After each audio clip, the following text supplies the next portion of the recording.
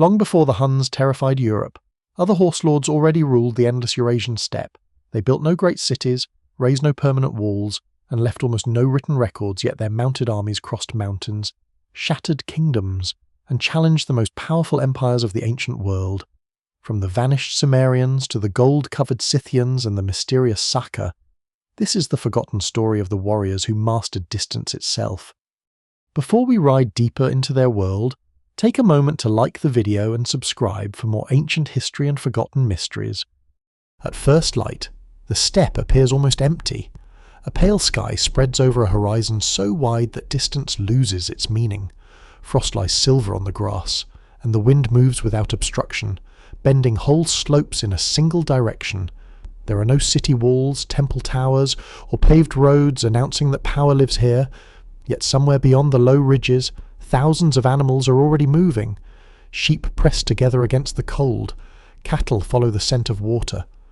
Horses lift their heads into the wind. Around them travel families, herders, smiths, hunters, and armed riders whose wealth is not stored behind stone but carried alive across the land. Long before the Huns enter European history, this grassland is already producing rulers who understand that emptiness can be organized, distance can be weaponized, and a kingdom does not need walls to be real. The world that creates these horse lords stretches across Eurasia, from the plains near the Danube and the northern Black Sea through the Volga, the Urals, Kazakhstan, the Altai, and toward Mongolia and northern China. It is often imagined as one endless sea of grass, but the reality is more complicated. Rich pasture merges into dry plains. River valleys cut green lines through open country. Forest steppe zones provide timber, game, and sheltered winter ground. While farther south the land hardens towards semi-desert, mountains create summer pastures at higher elevations. Marshes, salt lakes, drought, and sudden storms divide the landscape into invisible territories known intimately by those who depend on them. Life here follows grass, and grass follows water, temperature, and season. A community that remains too long in one place can strip the pasture and weaken the herd on which everything depends. Movement is therefore not aimless wandering. It is a disciplined response to a difficult environment, shaped by inherited knowledge of wells, river crossings, sheltered valleys, birthing grounds, and routes that remain usable when winter closes others. Some groups move between nearby seasonal camps. Others travel farther when drought, conflict, or political opportunity forces them beyond familiar ranges. The evidence remains incomplete, and scholars still debate how mobile particular communities were in different regions and periods. What survives suggests enormous variation, rather than one universal nomadic way of life. Before we go deeper, take a moment to like the video and subscribe. If this is the kind of history and mystery you enjoy, the story begins not with a famous king, but with the practical intelligence required to survive in a place where one bad season can erase years of careful growth. A herd is both food supply and moving treasury. Sheep and goats provide meat, milk, wool, hides, and are animals for exchange. Cattle bring strength and prestige but require dependable water and grazing. Horses eventually become the defining animals of steppe power, yet they are never the only foundation of the economy, and in some early pastoral communities they form only a small part of the herd. Later observers, dazzled by mounted archers, often reduce the entire steppe world to horses and war. Behind every rider stands a larger system of livestock management, labour, seasonal planning, and obligation. A warrior can move quickly because others know where replacement mounts can graze, where leather can be repaired, and which allied camp will offer shelter.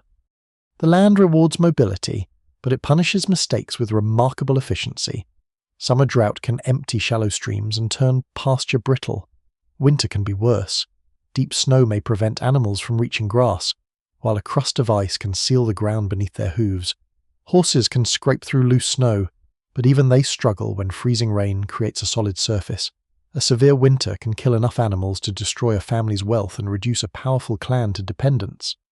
Such disasters leave little trace in written history, yet they may help explain sudden migrations, conflicts over pasture, and alliances that collapse without an obvious cause. The steppe also creates a peculiar relationship with space. In an agricultural state, control is visible, fields are measured, villages taxed, roads watched, and fortresses placed at strategic points. On the grasslands, control is often expressed through access rather than occupation.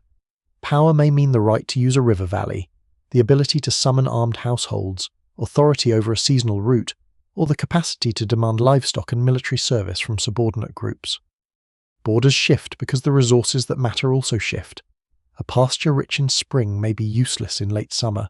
A frozen river may become a highway in winter and an obstacle during thaw. Political geography breathes with the seasons. This flexibility makes steppe societies difficult for outsiders to describe. Ancient writers notice them when they cross into settled lands, raid a frontier, demand tribute, serve as mercenaries, or destroy an army. The quieter work of maintaining herds and alliances rarely attracts attention. As a result, the people of the steppe often enter surviving texts as sudden disasters, appearing from nowhere at the edge of a civilized world. But they do not come from nowhere. Behind each dramatic arrival lies a long chain of environmental pressures, family movements, negotiations, rivalries, and technological changes that written sources do not preserve. The apparent absence of cities can also mislead. Rivers connect the grasslands to the Black Sea, the Caucasus, Central Asia, and the agricultural regions farther south. Metal, grain, wine, textiles, weapons, ornaments, and ideas move along routes older than the empires that later claim them. Pastoral communities trade with farmers, protect merchants, raid caravans, and sometimes settle near major exchange points. There are fortified sites and substantial settlements in parts of the steppe and forest steppe, though their relationship to mobile populations varies. No single explanation fully accounts for the balance between movement and settlement. Some people may live mainly in wagons and seasonal camps, while others farm, craft, or maintain permanent centres within the same political world. What unites these different lives is adaptation to scale. The steppe teaches people to think in distances that seem terrifying to those accustomed to compact kingdoms. It trains the eye to read faint tracks, changing winds, clouds, and the condition of grass. It makes speed valuable, memory essential, and cooperation a matter of survival. It also creates opportunities for ambitious leaders. A person who can unite several mobile groups gains more than warriors. Such a leader gains access to horses, information, grazing lands, trade routes, and the ability to appear where enemies do not expect an army to exist. For centuries, these systems develop without leaving a clear political narrative. Archaeology reveals changing burial customs, weapons, animal remains, and networks of exchange, but names remain scarce. Then, during the early first millennium before the Common Era, the silence begins to break. Settled kingdoms to the south record unfamiliar peoples moving toward their frontiers. New forms of mounted warfare spread, elite graves grow richer across the grass sea. Mobility is becoming something more than a means of survival. It is becoming the foundation of power. Mobility is becoming the foundation of power, but the transformation does not happen in a single invention or a sudden revolution. It emerges slowly from several changes that reinforce one another across generations. Horses become more useful, riding becomes more controlled, weapons become lighter and more adaptable, and communities learn to coordinate movement over wider distances. The steppe does not simply produce people who own horses. It produces societies in which horses alter the meaning of distance, warfare, wealth, and political authority. Horses have lived alongside human communities for thousands of years before mounted warriors dominate the grasslands. Early herders value them for meat, milk, hides, and perhaps ritual significance as much as for transportation. Archaeologists have searched for the first clear evidence of riding in worn teeth, changes to horse skeletons, equipment, and patterns of human movement. But the evidence remains difficult to interpret. A horse's bones do not record every journey, and similar damage can result from different causes. Scholars still debate exactly when regular riding begins and how quickly it spreads. What is clear is that by the late Bronze Age and early Iron Age, mounted travel is becoming increasingly important across large parts of Eurasia. A rider sees the steppe differently from someone moving on foot. A person walking beside livestock can manage a local herd, but a mounted herder can patrol a far wider area, gather scattered animals, carry messages between camps, and respond quickly to predators or thieves. One rider can perform work that would otherwise require several people. This does not immediately create cavalry armies, yet it changes the daily structure of pastoral life. Children grow up around horses. Skilled riding becomes a sign of competence. Families with larger herds and better animals gain advantages that accumulate over time. The earliest riders do not possess the equipment associated with later cavalry. There are no metal stirrups, and saddles remain simple or absent. Riders depend on balance, strong legs, reins, and experience learned from childhood. Bridles and bits gradually improve control, allowing a horse to be turned or stopped more precisely. Organic materials such as leather, wood, felt, and rope rarely survive, so archaeology preserves only fragments of the full system. Metal cheek pieces and bits reveal experimentation, but much of the practical knowledge disappears with the people who use it. Even without stirrups, an accomplished rider can travel swiftly and fight effectively. The absence of later equipment does not make ancient horsemanship crude. A rider who spends years on horseback learns to shift weight with the animal, guide it with knees and reins, and remain stable while carrying weapons. Some horses are selected for endurance, others for speed or prestige. Herds provide replacement mounts, allowing groups to cover long distances without exhausting a single animal. A warrior may ride one horse while leading another, changing mounts when necessary. This simple practice extends the range of movement far beyond that of most settled armies. Pastoral migration already teaches communities to move people, livestock, tools, and shelters across the landscape. Warfare builds upon those skills. Camps can be dismantled. Families can withdraw from danger. Scouts can monitor rivers and passes. Herds can be dispersed to reduce the risk of capture. An invading army may reach an expected battlefield only to find empty grass and abandoned fires. Its supplies diminish while mounted opponents remain somewhere beyond sight. This form of mobility favors intelligence as much as courage. Riders carry news between allied groups and report the movement of strangers. They can mislead an enemy by leaving false tracks, approaching from several directions, or appearing to retreat. The steppe horizon offers little concealment, yet distance itself becomes a kind of camouflage. A mounted force can remain beyond visual range and still arrive with alarming speed. The bow makes this mobility lethal. Archery is not new, but a bow designed for mounted use must combine power with manageable size. Long wooden bows can be effective on foot, though they are awkward from horseback. Steppe bowyers develop composite bows made from materials such as wood, horn, sinew, and animal glue. Each material performs a different function. Horn resists compression, sinew stores tension, and the wooden core holds the structure together. The result is a compact weapon capable of delivering considerable force. Making such a bow requires patience and specialized knowledge. Its parts must be shaped, bonded, dried, and protected from moisture. Production may take months, and poor workmanship can cause failure. The bow is therefore more than a weapon. It is the product of skilled craftspeople embedded within mobile society. Bow cases and quivers allow riders to carry the weapon and arrows without losing control of the reins. Different arrowheads may be used for hunting unarmored targets, or opponents protected by leather, bronze, or iron. Mounted archery transforms combat because the rider can attack while controlling the distance. He does not need to close with an enemy's spear line. He can approach, release arrows, and withdraw before infantry can respond. Several groups of riders can circle, harass, and exhaust a larger force. A retreat may be genuine, or it may draw pursuers away from formation and supplies. Later sources often describe steppe warriors shooting backward while riding away. A technique requiring exceptional coordination but well within the ability of riders trained from youth. This does not mean every herder becomes an elite mounted archer.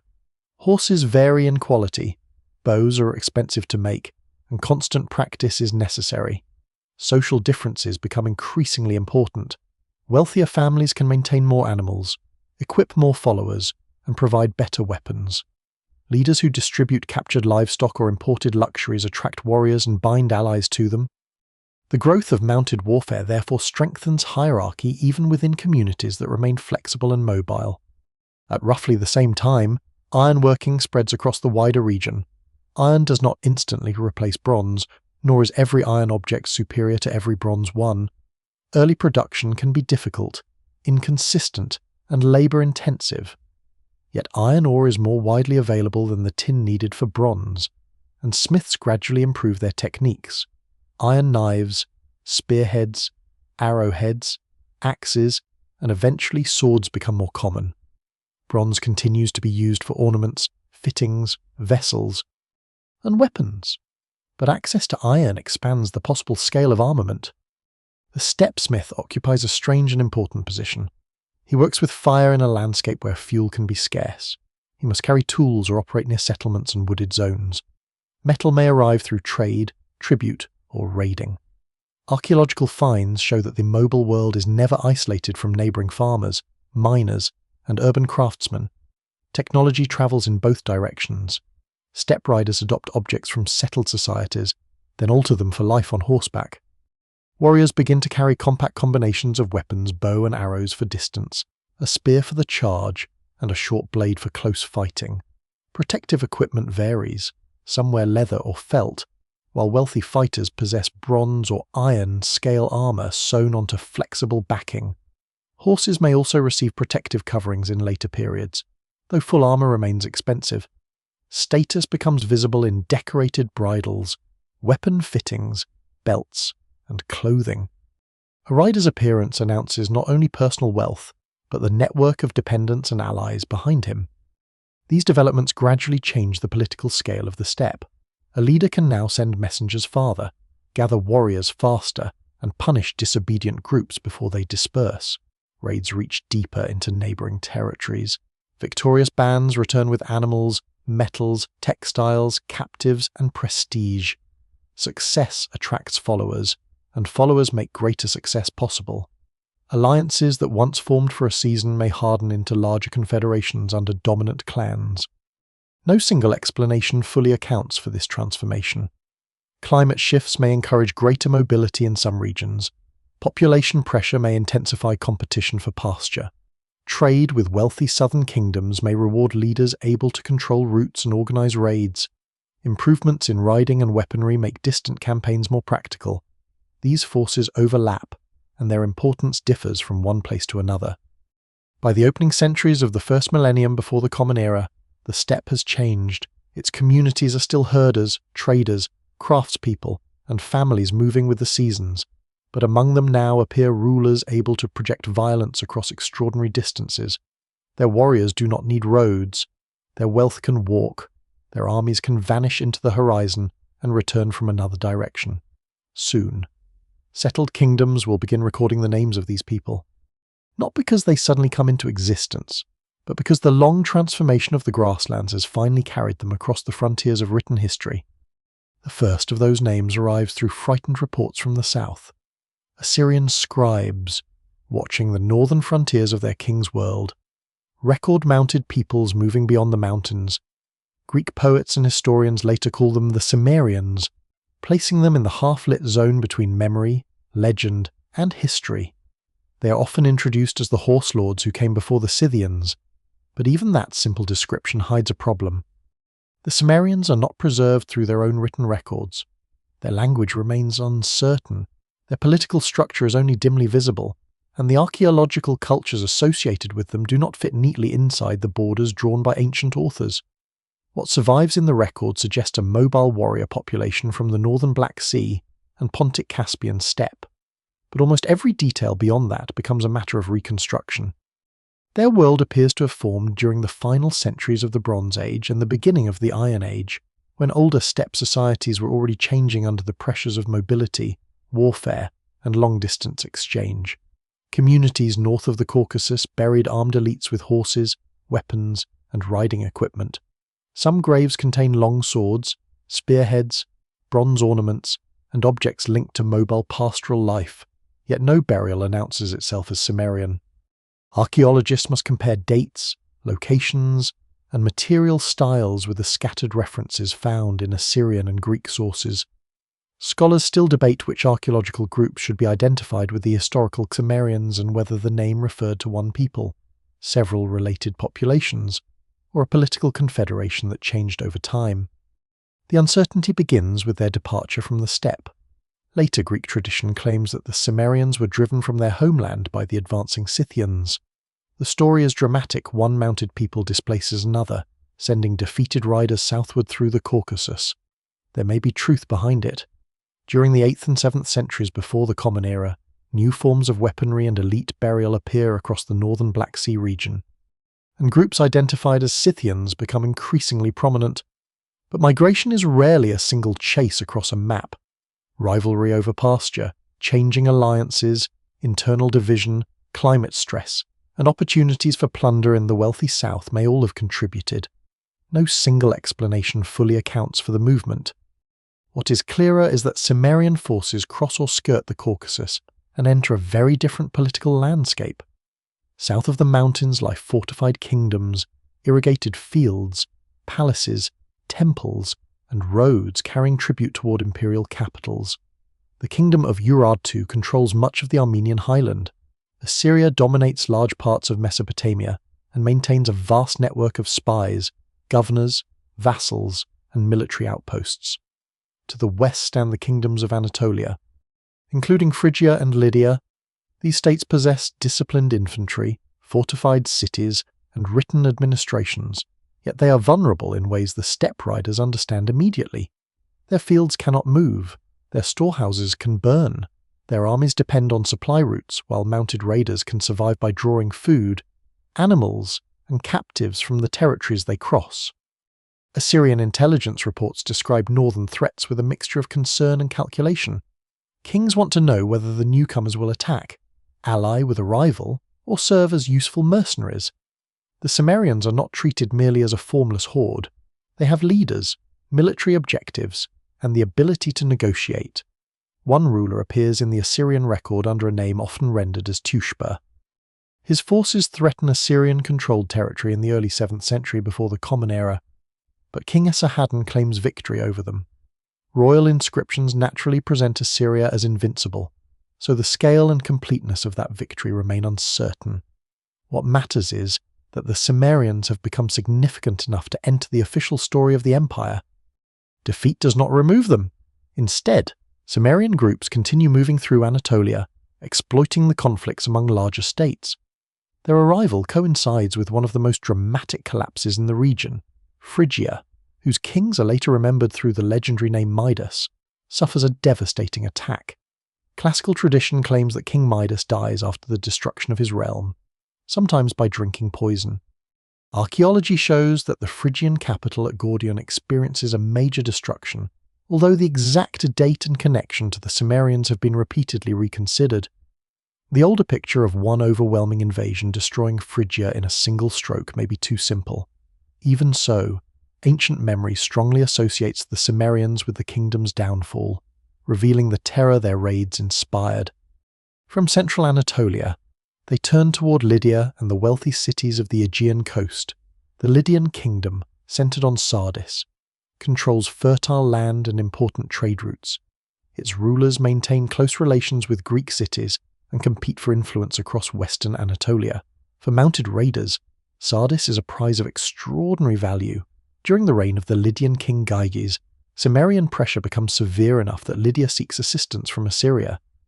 Despite the immense distance between the two courts, Gyges reportedly sends tribute and asks for help, an extraordinary sign of how mobile warfare links regions that might otherwise seem politically separate. The alliance does not save him, Cimmerian forces return, Gyges is killed, and Sardis is captured except for its fortified citadel. The image is striking riders from the distant grasslands breaking into one of the richest cities of western Anatolia, while the final defenders hold the heights above them. The evidence remains incomplete, and the surviving accounts were shaped by later writers, but the broader event is difficult to dismiss. Cimmerian power has reached from the northern steppe to the edge of the Aegean Sea. Their success depends on more than speed. They understand when to strike divided kingdoms, how to avoid fortified positions that cannot be taken quickly, and how to use fear as a weapon. A city that hears of burned towns may surrender tribute rather than risk attack. Local rulers may employ one Cimmerian group against another, or invite mounted warriors to fight their rivals. Confederations can split, reunite, or shift allegiance without abandoning their broader identity to settled observers. This flexibility appears treacherous. On the steppe, it is often the normal language of survival. Yet the same qualities that make the Cimmerians dangerous also make their power difficult to preserve. They do not establish a durable territorial empire in Anatolia. Their authority rests on mobile forces, charismatic leaders, access to pasture, and the momentum of victory. Once local kingdoms adapt, alliances change, or rival horsemen enter the region, that momentum can fail.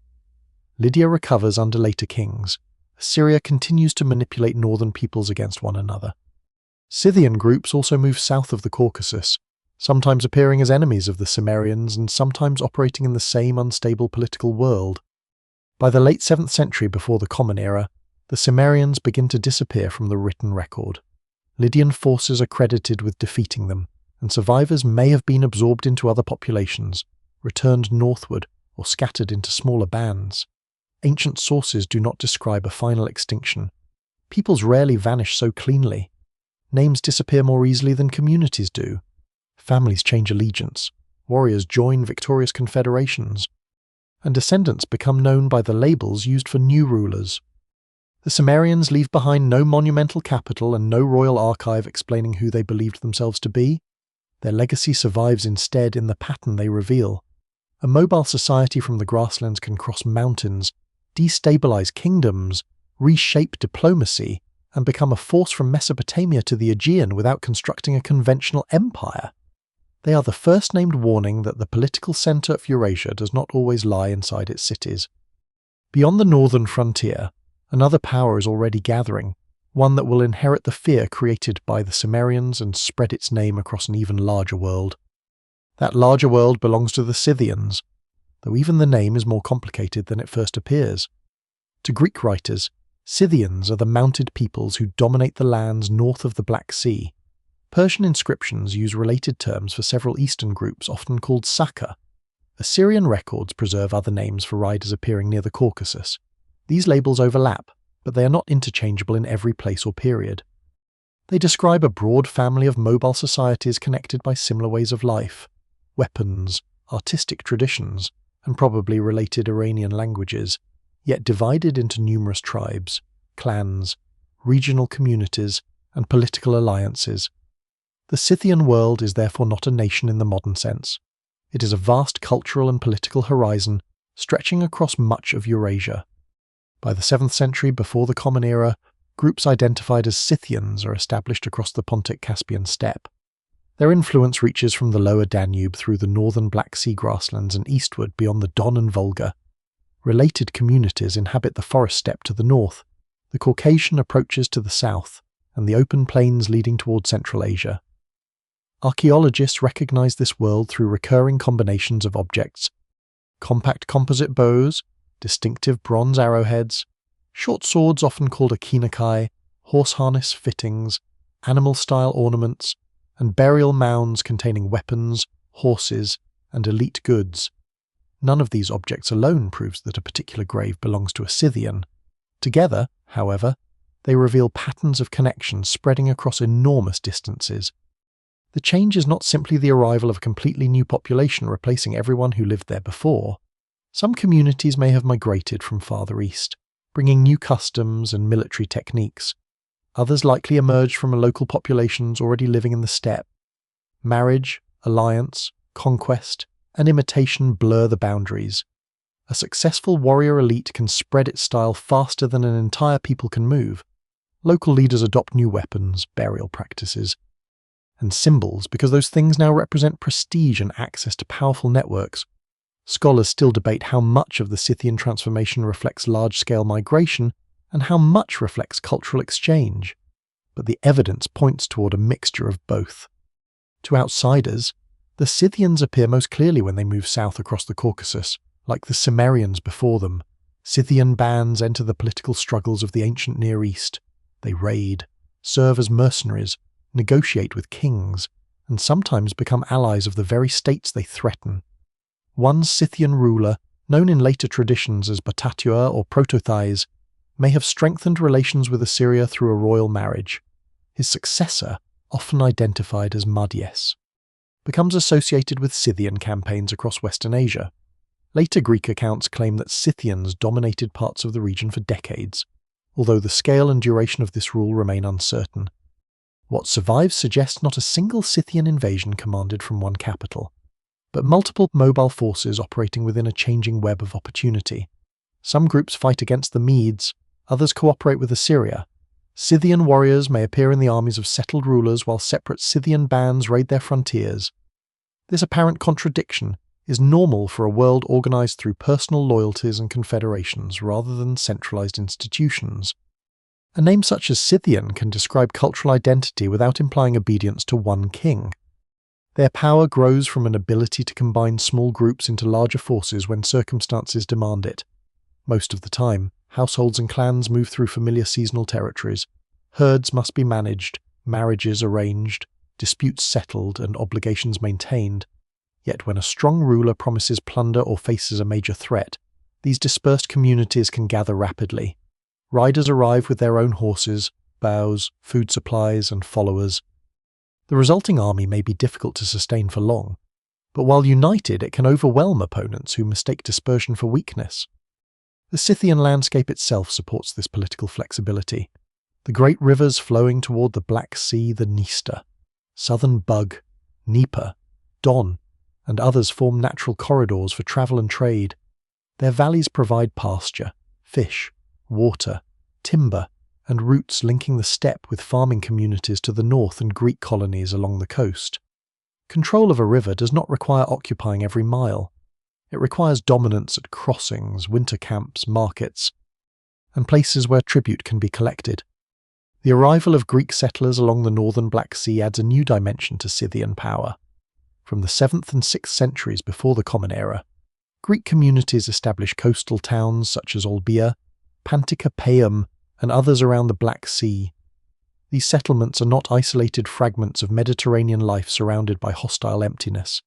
They depend on local relationships: grain, fish, hides, livestock, honey, wax, and enslaved people move toward the ports, wine. Fine pottery, metal vessels, jewelry, and luxury goods travel inland. Some exchanges are peaceful, others coercive, and many probably combine trade with tribute. Scythian elites benefit enormously from these connections. Imported wine and ornate vessels appear in rich burials far from the coast. Greek craftsmen produce objects for steppe patrons, sometimes blending Mediterranean techniques with Scythian animal imagery. Local rulers gain prestige by redistributing foreign goods among followers. A decorated cup or gold ornament is not merely beautiful, it proves that its owner commands routes linking distant worlds. The Greek colonies, meanwhile, survive by negotiating with the horse lords who control their agricultural hinterlands and overland access. The relationship is unequal but never one-sided. Greeks describe Scythian customs with fascination and unease, portraying them as both formidable warriors and exotic outsiders. Yet Greek communities borrow from their neighbours as well. Clothing styles, military practices, artistic motifs, and even personal relationships cross the supposed frontier between civilization and barbarism. Mixed settlements and graves suggest that identities are more fluid than literary stereotypes admit. Farther inland, Scythian authority rests partly on agricultural populations living in the fertile forest steppe. Ancient writers distinguish between royal Scythians, nomadic groups, farmers, and ploughmen, though it is unclear whether these categories represent distinct ethnic peoples, economic roles, or the simplified geography of outsiders. Archaeology confirms that substantial farming communities occupy the northern margins of the steppe. They grow grain, maintain settlements, and produce goods desired by mobile elites. Some may pay tribute or provide supplies, while others operate as allies and trading partners. This creates a political system in which mounted rulers can command resources they do not produce themselves. Grain from farming zones supports larger gatherings. Metal from distant regions equips warriors. Coastal trade supplies luxuries that reinforce hierarchy. Herds provide mobile wealth. Captives can be exchanged, absorbed, or forced into labour. The Scythian world is therefore not an isolated pastoral economy. It is an interconnected system linking forests, fields, rivers, grasslands, mountains, and seas.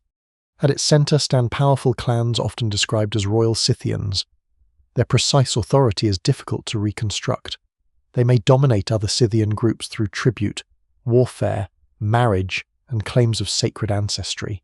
Their kings do not rule through permanent bureaucracies, but they are not merely temporary war chiefs, monumental burial mounds, lavish sacrifices, and concentrations of imported wealth suggest dynasties capable of commanding labour and resources over wide territories.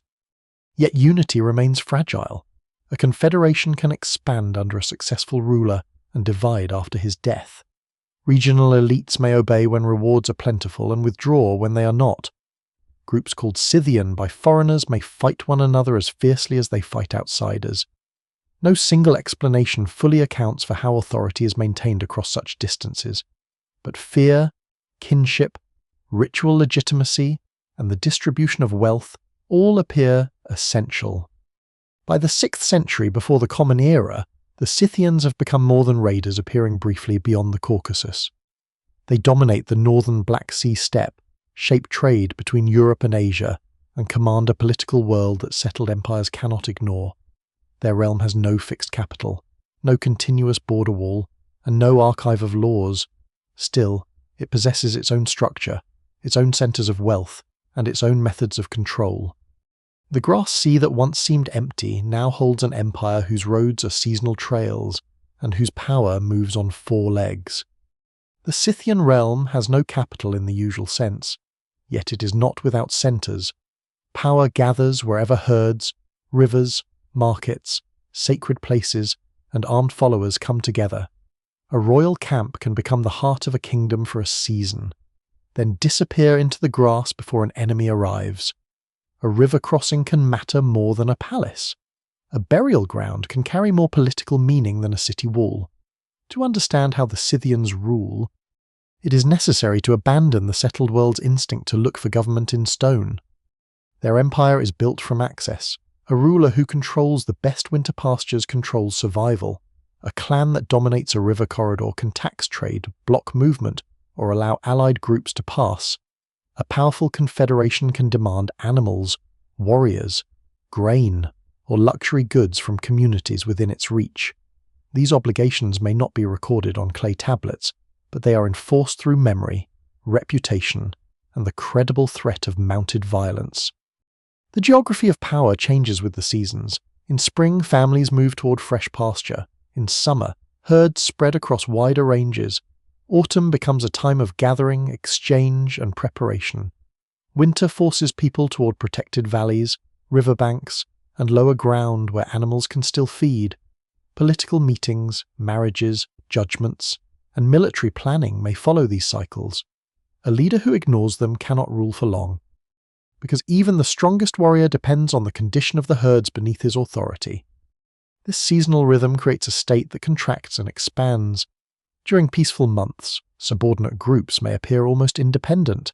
They manage their own livestock, resolve local disputes, and move through customary territory. When tribute is due or war begins, the larger structure reveals itself. Messengers ride outward. Allied chiefs gather followers. Herds are redirected to feed men and horses. Communities that seem dispersed suddenly become part of a coordinated system. The speed of communication is central to this system. A mounted messenger can cross distances that would take a pedestrian several days. Relay horses increase the range further. News of an approaching enemy, a rebellious clan, or a rich caravan can move across the steppe with remarkable speed. No surviving Scythian archive records how such communication is organized, and the evidence remains incomplete. But later steppe empires show how effectively mobile societies can build information networks without permanent roads or postal stations in every region. Authority also depends on personal relationships. A king cannot govern distant communities through anonymous officials alone. He relies on chiefs bound by kinship, marriage, gifts, oath, and shared profit. Elite families exchange daughters and sons to secure alliances. Fosterage may strengthen ties between clans. Feasts allow rulers to display generosity, while the distribution of weapons, horses, gold, and imported goods rewards loyalty. A leader who keeps all wealth for himself risks losing the followers who make his power possible. Prestige therefore circulates. Wine from the Greek coast may reach a royal camp, be poured into an imported vessel, and served during a gathering of chiefs. Gold ornaments may be given to trusted warriors. Captured horses may be divided among allies. Such acts are political, even when they appear ceremonial. Wealth proves that the ruler can access distant markets, win battles, and provide for those who support him. The same system creates tension. Powerful chiefs expect rewards and respect. A weak king may be ignored. A successful subordinate can attract his own following and become a rival. Confederations may split after a ruler's death because loyalty was attached to the person, rather than to an institution. Scholars still debate how centralized Scythian kingship becomes at its height. The monumental graves of certain elites suggest extraordinary authority. Yet there is little evidence for a uniform administration stretching across every region called Scythian. Rule may instead operate in layers. At the top stand royal clans whose dominance is recognized across a broad territory. Beneath them are regional chiefs who control local routes, pastures, and communities. Farming settlements in the forest steppe may deliver grain or labor. Coastal towns may pay tribute, negotiate protection, or provide commercial advantages. More distant groups may acknowledge supremacy only when a royal army is near. Such layered authority is flexible. It allows rulers to command large spaces without trying to occupy all of them. It also permits local customs and identities to survive. A farming community does not need to become nomadic to exist within the Scythian political world.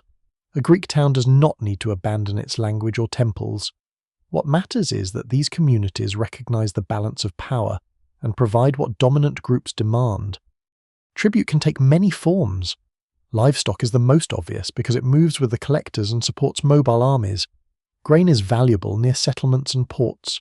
Metal, tools, weapons, cloth, and crafted goods also circulate. Human beings are among the most disturbing commodities. Captives taken in raids may be absorbed into households, exchanged between groups, forced into labor, or sold through Black Sea markets. Ancient sources emphasize the trade in enslaved people, though they offer little sense of the individuals whose lives vanish into it. Control of commerce gives steppe rulers access to resources unavailable in a purely pastoral economy. Salt, metal, timber, grain, ceramics, and wine all move along river systems and overland trails. Merchants depend on protection, local knowledge, and permission to cross certain territories. A ruler may profit by guarding a route one season and raiding it the next. The distinction between taxation and extortion is often less clear than later political language suggests. Permanent settlements still matter within this mobile empire. Large fortified sites appear in the forest steppe and along major rivers. Some contain workshops, storage areas, houses, and defensive earthworks. One of the largest, at Bilsk in present-day Ukraine, has sometimes been linked with the great Scythian settlement described by the Greek historian Herodotus, though the identification remains debated. Its immense defensive perimeter shows that the Scythian world can support concentrated populations and monumental construction when conditions make them useful. These sites challenge the old image of nomads who reject settled life entirely. Mobile herders, farmers, traders, and craftspeople exist within connected regional systems. Some people may alternate between camps and settlements. Others specialize in producing metalwork, ceramics, or food for exchange. Political power emerges from the ability to unite these different economies rather than from dependence on one way of life. The absence of stone cities can even become an advantage in war. A settled empire can be wounded by taking its capital. Archives, treasuries, temples, and royal families are concentrated in predictable places. A mobile kingdom offers no equivalent target. An enemy may seize a camp, destroy wagons, or capture animals, but the political center can move. Kingship travels with the king, the sacred objects of his lineage, and the warriors who still obey him. This makes conquest deeply frustrating. Invaders can enter Scythian territory without gaining meaningful control.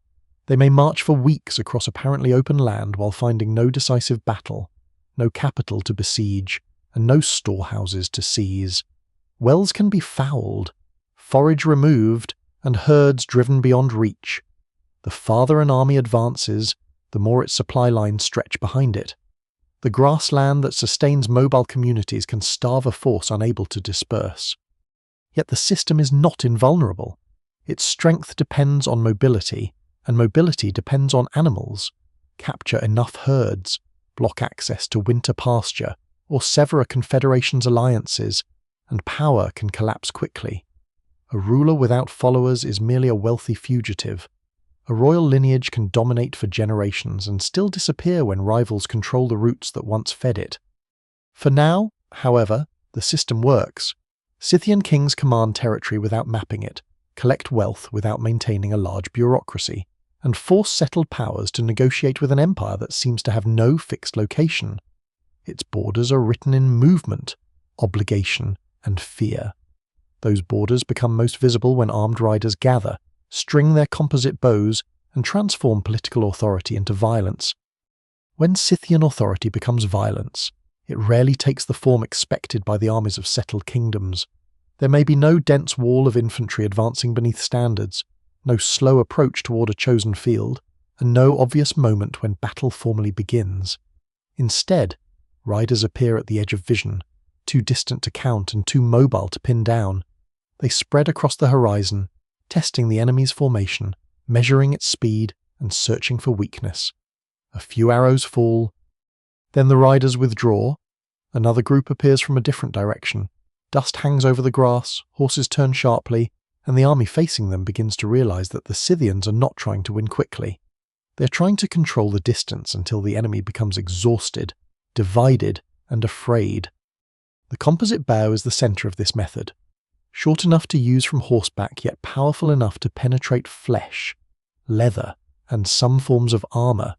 It allows the rider to strike without entering the reach of a spear or sword.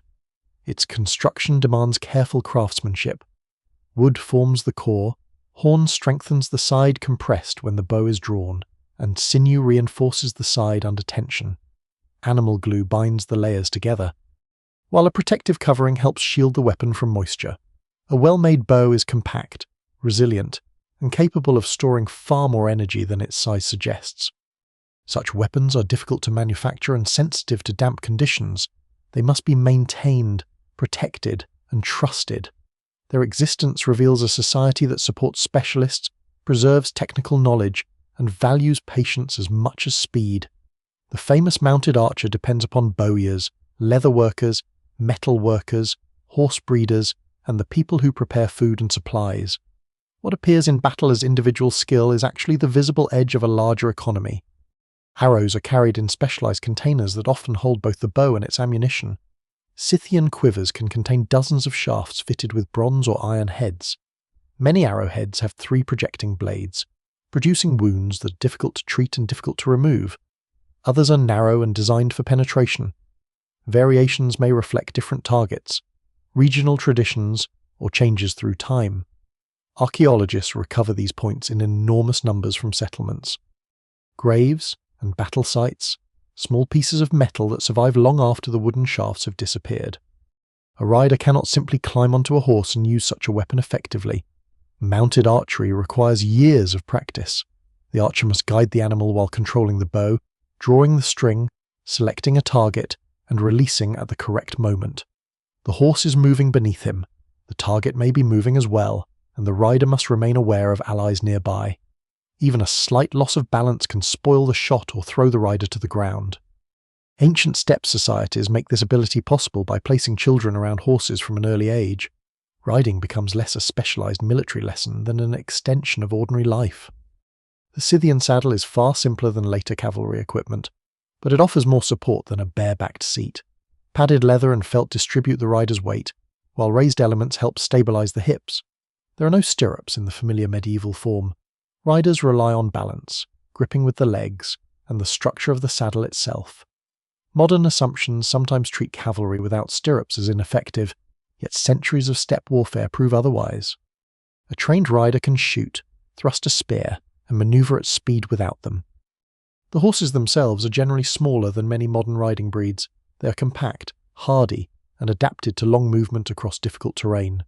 Their strength lies less in dramatic size than in endurance and survival. They graze rather than depend entirely on carried fodder, withstand severe weather, and recover on open pasture. Wealthy warriors maintain several mounts and change between them during travel or campaigning. This allows a force to preserve speed over distances that would exhaust cavalry relying on one horse per rider. Mounted archers rarely attack as an uncontrolled mass. They approach in loose formations, leaving enough space to turn, shoot, and avoid collisions. Riders may advance in waves, release arrows, and circle away while fresh groups replace them. The purpose is not always to kill large numbers immediately. It is to force shields upward, disrupt marching order, frighten animals, and make soldiers waste energy reacting to threats from several directions. An enemy who remains disciplined may withstand the first attacks. The Scythians therefore test patience. They retreat, inviting pursuit. Infantrymen who break formation become vulnerable.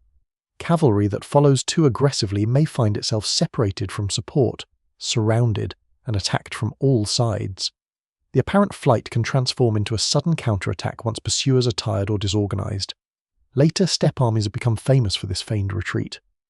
But the underlying tactic is already present in the warfare of the earlier horse lords. Shooting backward during withdrawal is especially difficult and has become one of the iconic images of steppe combat. The rider twists at the waist, releases the reins, or guides the horse through pressure and habit, and fires towards the pursuing enemy. The maneuver is sometimes described as though every warrior performs it constantly. In reality, accuracy from a moving horse varies with distance, terrain, speed, and individual skill. The evidence remains incomplete. But ancient descriptions and artistic representations strongly suggest that elite riders could use the technique effectively. Not all Scythian warriors fight only with bows. Spears and javelins become important when an enemy is weakened or trapped.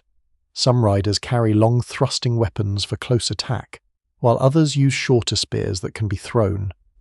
The short sword known as the akinakes serves when combat becomes too close for archery. It is compact enough not to interfere with riding and often hangs from a belt or leg strap. Axes, daggers, and knives also appear, though their distribution differs across regions and periods. Armor marks wealth and status. Many warriors probably fight in ordinary clothing reinforced by thick felt or leather. Elite fighters wear scale armor made from small plates of bronze or iron, attached to a flexible backing. This protection can cover the torso, shoulders, arms, or legs without preventing movement. Some helmets are imported from neighboring states, while others follow local designs. Shields tend to be relatively small, suitable for a mounted fighter who cannot carry the broad defensive equipment of heavy infantry.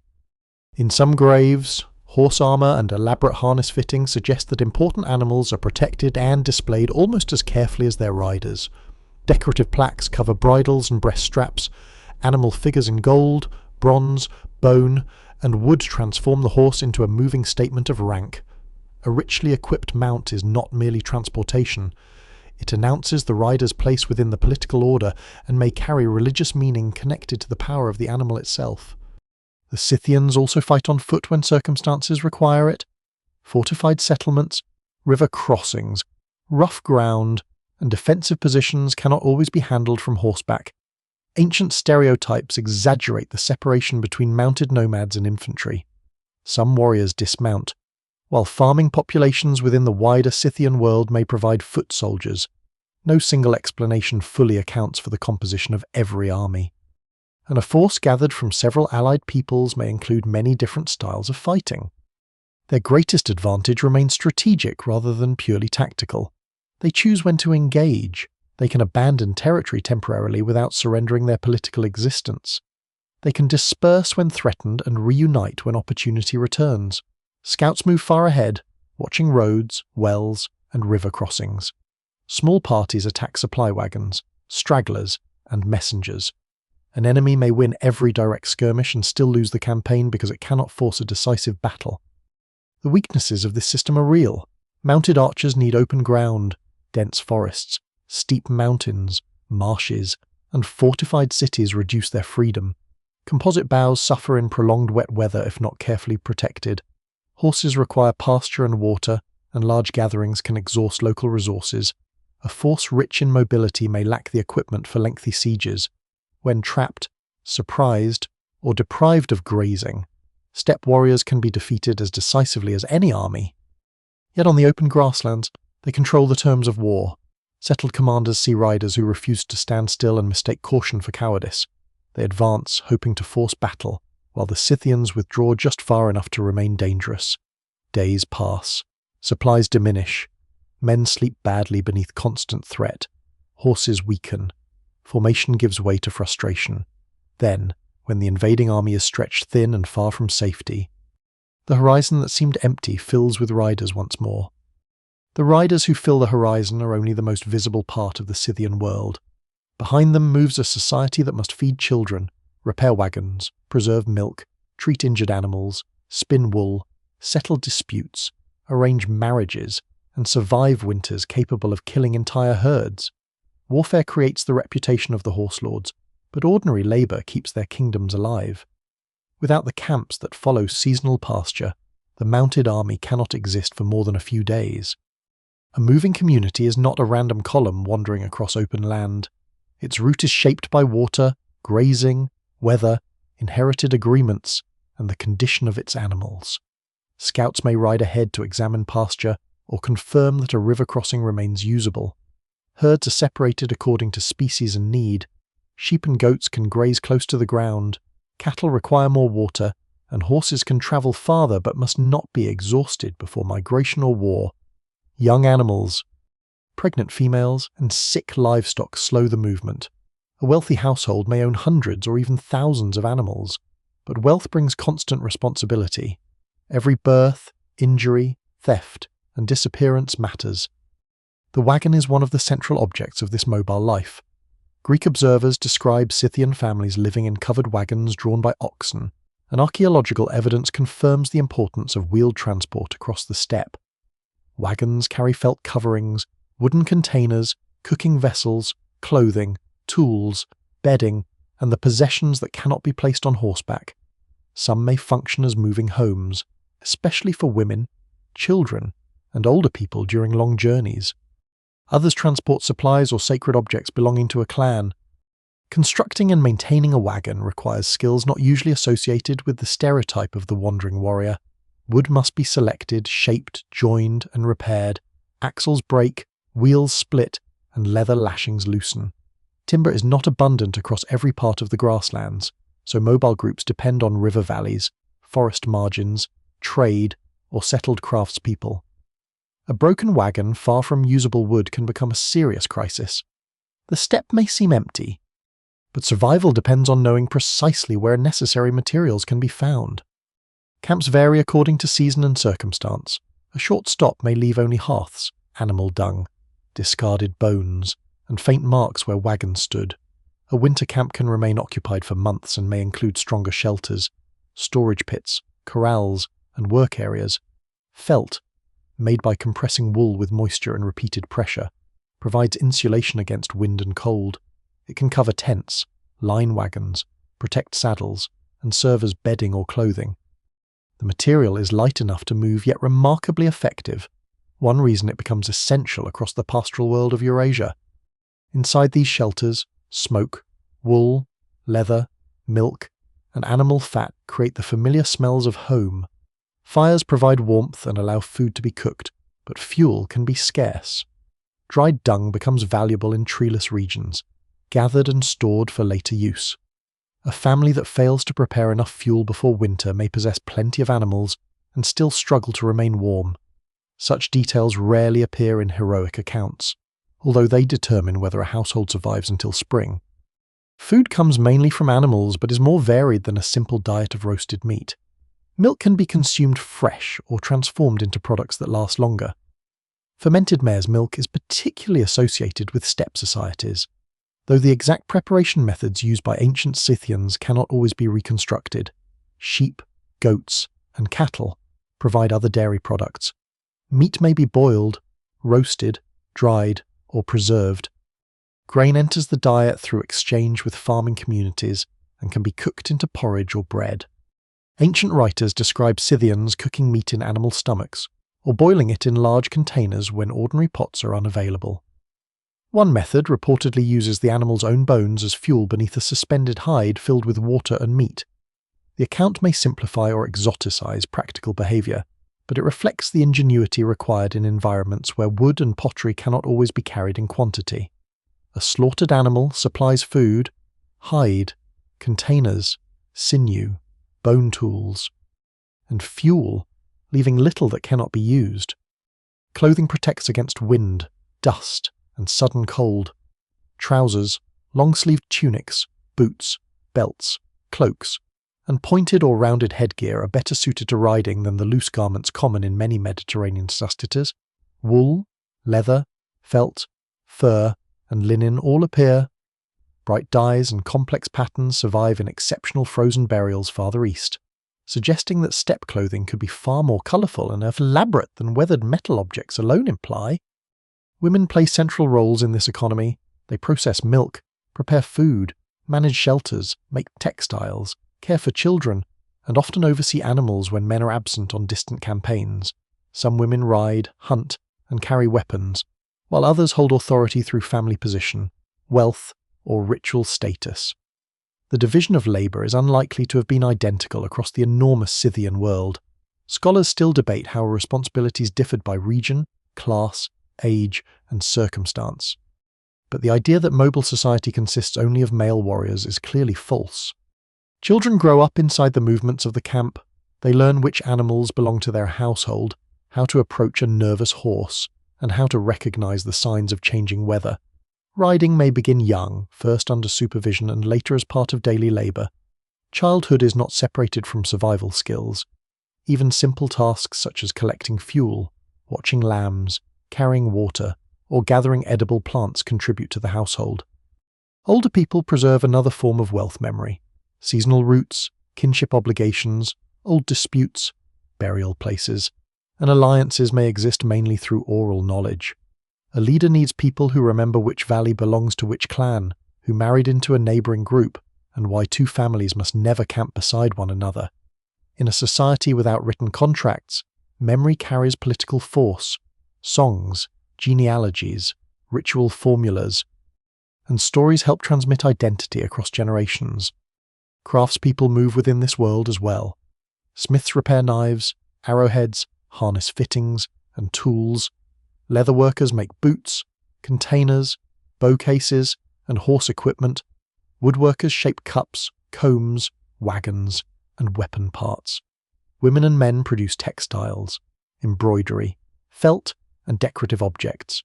Some specialists may belong permanently to a household or clan, while others travel between communities or work near settlements. Imported goods do not replace local skill. They become part of a larger exchange in which steppe patrons influence what foreign craftsmen produce. Captives occupy the darkest part of this moving economy. Raids bring men, women, and children who may be sold, exchanged, forced into labour, or absorbed into households. Some eventually gain a new identity within the community, others remain permanently unfree. Written sources offer only fragments, and no single explanation fully accounts for the varied status of dependent people. Their labour may support elite wealth, while their individual experiences disappear almost entirely from the record. Trade brings strangers into the camps, merchants carrying wine, metal vessels, beads, textiles, grain, and crafted weapons. Transactions may occur at river crossings, seasonal gatherings, coastal markets, or the edges of farming settlements. Hospitality and danger exist side by side. A visitor protected by one chief may be vulnerable beyond that chief's territory. Gifts establish trust, but every exchange also measures power. Life in the camp is punctuated by feasts, funerals, marriages, religious observances, and political gatherings. Animals are slaughtered, fermented drinks shared, alliances renewed, and disputes judged. These occasions allow families scattered across the steppe to reaffirm that they belong to something larger. They are also opportunities for elites to display wealth and for rivals to observe one another carefully. Most days, however, are less dramatic. They consist of checking hooves, repairing harness, searching for missing animals, drying clothing, calming children, and watching the sky. This is the hidden machinery of the moving kingdom. The Scythian army can appear suddenly because countless people have spent months preparing food, breeding horses, preserving equipment, and keeping the herds alive.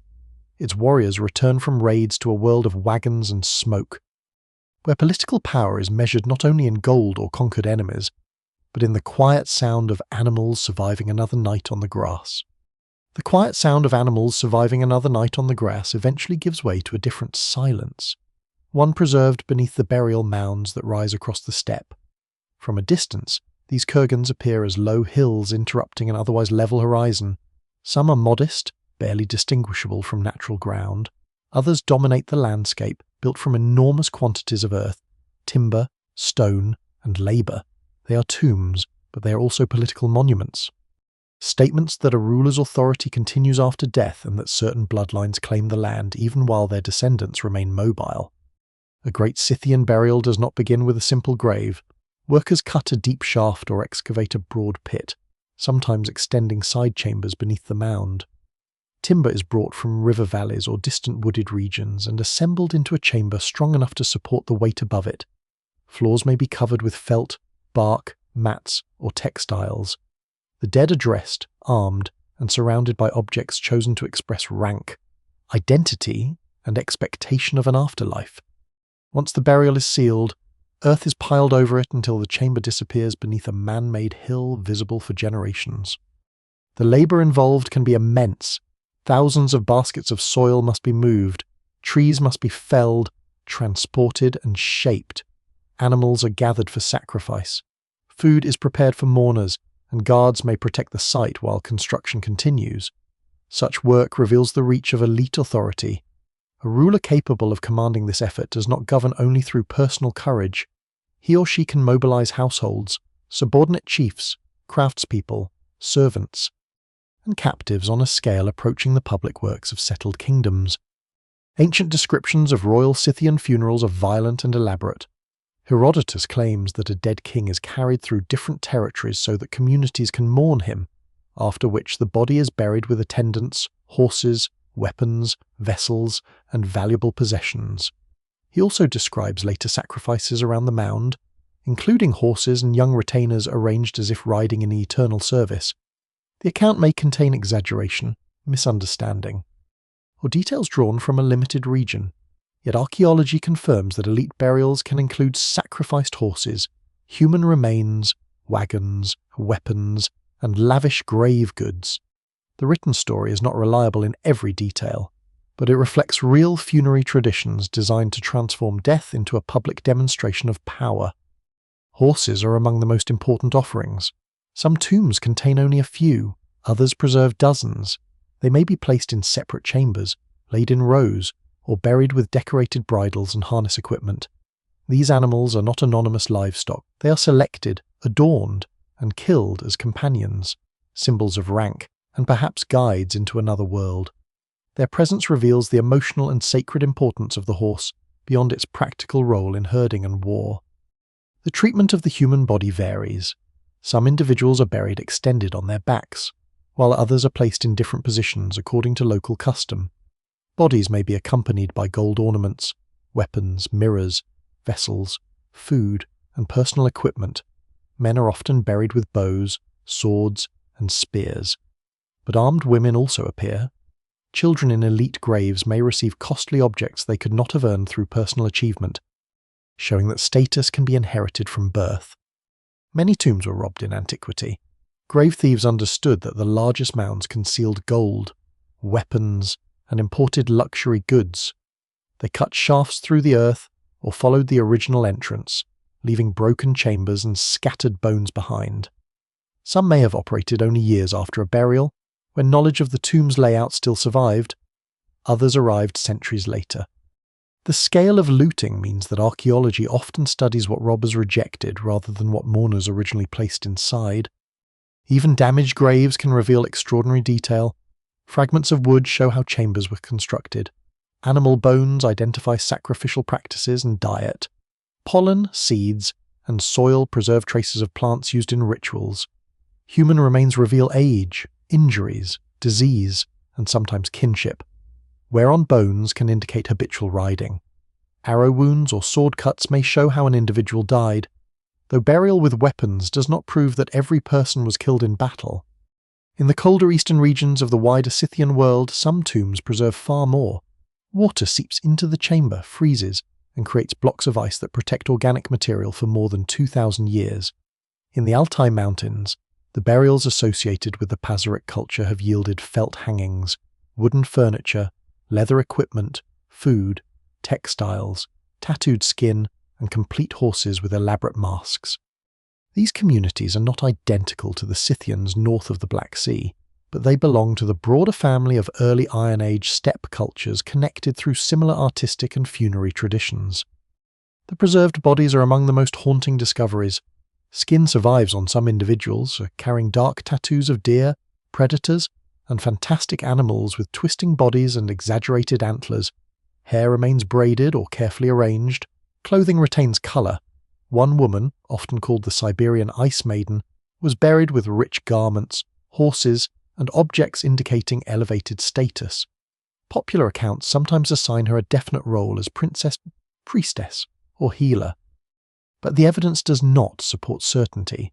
What survives suggests a woman of considerable importance, though scholars still debate the exact nature of her position. The frozen tombs also preserve less glamorous realities. Bodies show evidence of illness, injury, and physical strain. Some individuals may have suffered from cancer or other severe disease. Horses display signs of age, workload, and deliberate killing. Food placed in the chambers includes meat and other provisions meant for the journey beyond death. The dead are idealized through ceremony, but their remains reveal lives marked by pain, labor, and mortality. Farther west, the great royal kurgans of the Black Sea region contain masterpieces of goldwork and imported Greek craftsmanship. Vessels, plaques, weapons, and jewelry depict animals, combat, rituals, and scenes of Scythian life. One famous gold vessel from Kuloba shows bearded men in close interaction, including one figure apparently treating another's injured mouth or teeth. Whether the scene represents medicine, myth, or ritual remains uncertain.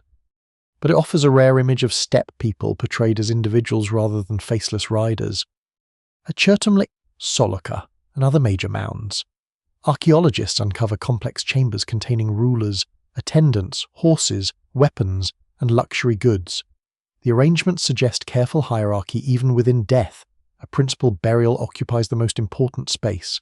Other bodies are positioned nearby according to status or function. Some may be spouses, guards, servants, or captives sacrificed for the funeral. Their names are lost. And archaeology cannot always distinguish voluntary companionship from coercion. The mounds also serve the living. They become landmarks on migration routes, gathering places for ceremonies, and visible claims to ancestral territory. A mobile people does not need fixed houses to possess a strong sense of place. The graves of rulers anchor memory to the landscape. Families may move hundreds of kilometers, yet return to the same burial grounds, reinforcing the idea that identity belongs not to one permanent settlement but to a network of sacred locations. Kurgans can be reused. Later burials are inserted into older mounds, sometimes centuries after the first funeral. A new group may seek legitimacy by joining its dead to an ancient monument. In other cases, conquerors bury their own elites inside the tombs of defeated peoples, claiming both the earth and its memory. The mound becomes a layered archive of steppe history, even when the communities using it speak different languages or follow different rulers. No single explanation fully accounts for every object placed in these graves. Some goods are practical equipment for an afterlife. Others are offerings to gods or ancestors. Some display the wealth of the deceased, while others bind mourners through shared sacrifice. The burial is both religious and political, private grief and public theatre. Above ground, the camp moves on. Wagons fade into the distance, pasture recovers, and the smoke of funeral fires disappears. The mound remains. It preserves the horses, attendants, weapons, clothing, and silent bodies of people who left almost no written words of their own. Beneath those hills, the horse lords become visible not only as warriors, but as believers, mourners, rulers, and human beings preparing the dead for a journey no living rider could follow. The journey of the dead is accompanied by animals that seem to move even after the metal has gone cold. Across gold plaques, bronze fittings, carved bone, felt, wood, and tattooed skin, deer twist their bodies beneath enormous antlers. Panthers curl into tight circles, eagles seize prey, wolves expose their teeth, horses grow antlers, predators develop wings, and familiar creatures are reshaped until they occupy the uncertain boundary between the natural world and sacred imagination. This is the animal style, one of the most recognizable artistic traditions of the ancient steppe. and it reveals a civilization that expresses power without written monuments. To modern eyes, the designs can appear decorative, but decoration alone does not explain their intensity or repetition. The animals are compressed into shapes suited to belts, harnesses, weapons, clothing, and horse equipment. Their bodies fold to fit the object, yet they rarely seem passive. Muscles tighten, claws grip, and heads turn sharply toward unseen threats. Even a small gold plaque can contain the tension of an entire hunt. The imagery belongs to people who spend their lives observing animals closely, understanding their speed, seasonal behavior, vulnerability, and violence. The stag becomes one of the most enduring figures. It is often shown lying with its legs folded beneath the body, its neck extended, and its antlers spreading backward in elaborate branching forms. At first glance, it may appear peaceful, but the compact posture can also suggest readiness, death, or transformation. Deer move between forests, river valleys, and open country, crossing the ecological boundaries that shape steppe life. Their antlers fall and grow again, making them natural symbols of renewal, time, and regeneration. Scholars still debate the precise meaning of these images, and no surviving Scythian text explains them, but their repeated appearance in elite contexts suggests significance far beyond simple admiration. Predators occupy an equally important place. Felines, wolves, and birds of prey appear alone or locked onto other creatures. Their bodies represent strength, speed, and command over weaker animals, qualities easily associated with warriors and rulers. A gold panther attached to a shield or belt may transform the wearer into a visible embodiment of aggression. Yet predator and prey are often presented together, suggesting that power is never isolated from danger. The strongest creature survives only by killing, and even the hunter can become hunted. Scenes of animal combat are particularly common. A griffin tears at a deer, a feline bites into the hindquarters of a hoofed animal, a bird grips a struggling creature in its claws. Some of these combinations involve imaginary beings, but they do not belong to a fantasy world detached from reality. They are built from recognizable parts of animals known across the steppe and neighboring mountains: horns, beaks, claws, wings, and powerful jaws are combined to intensify qualities already present in nature. Such images may represent cosmic conflict, the struggle between life and death, or the movement between earthly and spiritual realms. They may also express the political order of the steppe, where powerful clans dominate weaker groups and where survival depends upon constant awareness of rivals. No single explanation fully accounts for every design. The same motif may carry different meanings when worn by a warrior, placed on a horse, or buried beside the dead. The art travels astonishing distances. Closely related animal forms appear from the northern Black Sea to Kazakhstan, Siberia, and the Altai. This does not mean every artist follows one centralized tradition, or that all steppe peoples share identical beliefs. Motifs change as they move. A deer made near the Black Sea differs from one carved in the Altai, even when both belong to the same broad visual language. The similarities reveal networks of exchange, migration, marriage, gift-giving, and political imitation linking communities separated by thousands of kilometers. Portable art is especially suited to a mobile society. A stone temple remains tied to its location, but a gold ornament travels with its owner. A decorated belt, weapon, or horse harness displays identity wherever the wearer moves. It can be shown at a feast, carried into battle, offered during an alliance, or placed in a grave. Art becomes part of the moving body of the elite rather than an object fixed inside a building. Gold is ideal for this purpose. It does not rust, it catches light, and it can be hammered into thin sheets that cover wood, leather, or cloth.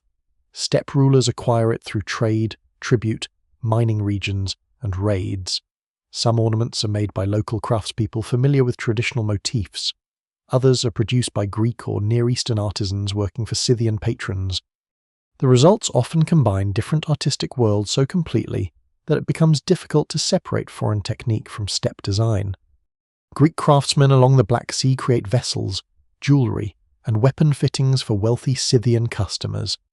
They bring knowledge of naturalistic human anatomy, detailed metalworking, and Mediterranean mythology. Steppe patrons bring their own preferences, symbols, and expectations. A Greek-made object may therefore depict Scythian clothing, weapons, horses, and rituals with remarkable accuracy while still using Greek methods of composition. These works are not merely imported luxuries imposed on passive buyers, they are products of negotiation between craftsmen and patrons. One of the most famous examples is the gold pectoral from Tovsta Mohyla, discovered in a royal burial in present-day Ukraine. Its curved surface is arranged in several bands filled with animals, plants, and human activity.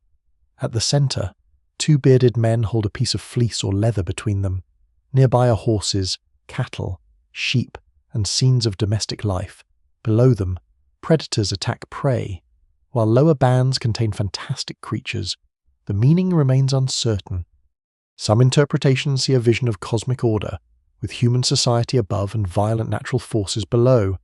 Others connect it to kingship, seasonal renewal, or sacred clothing. What survives in the object suggests a carefully structured worldview rather than random decoration.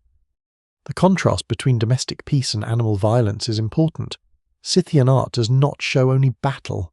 It includes men tending animals, adjusting equipment, or performing tasks within the pastoral world.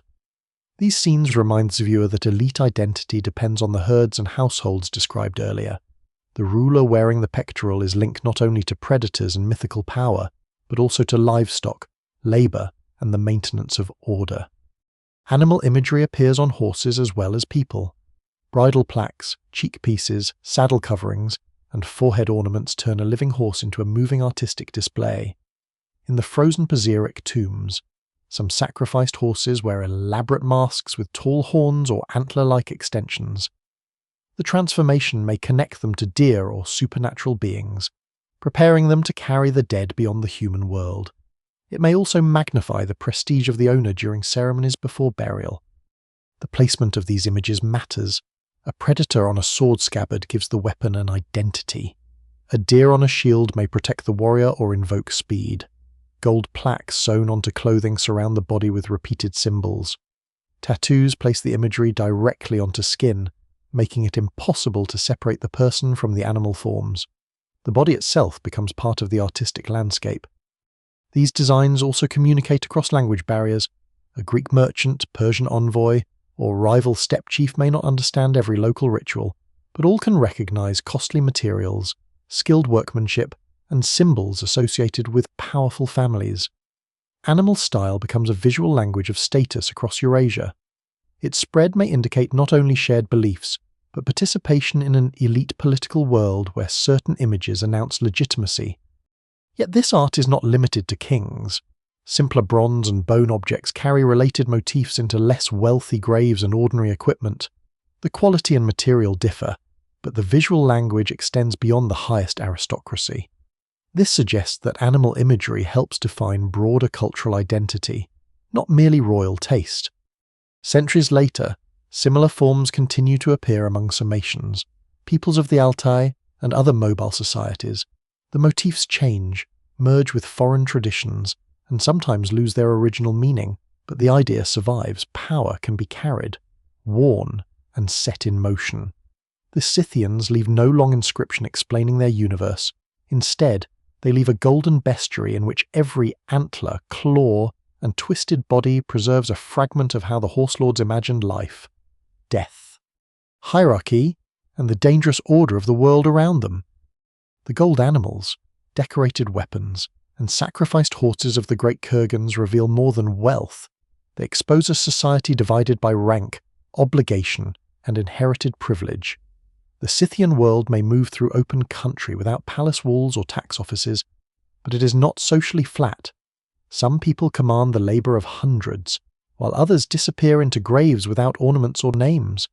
Some families own vast herds and imported luxuries. Others survive through service, dependence, or the protection of stronger clans. Beneath the image of free riders crossing an unlimited landscape lies a political order shaped by inequality.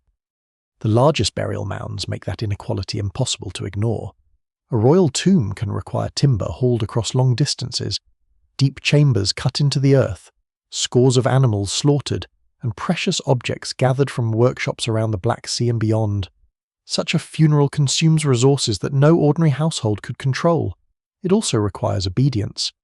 workers dig, craftsmen prepare equipment, herders surrender valuable horses, and subordinate communities provide food for ceremonies.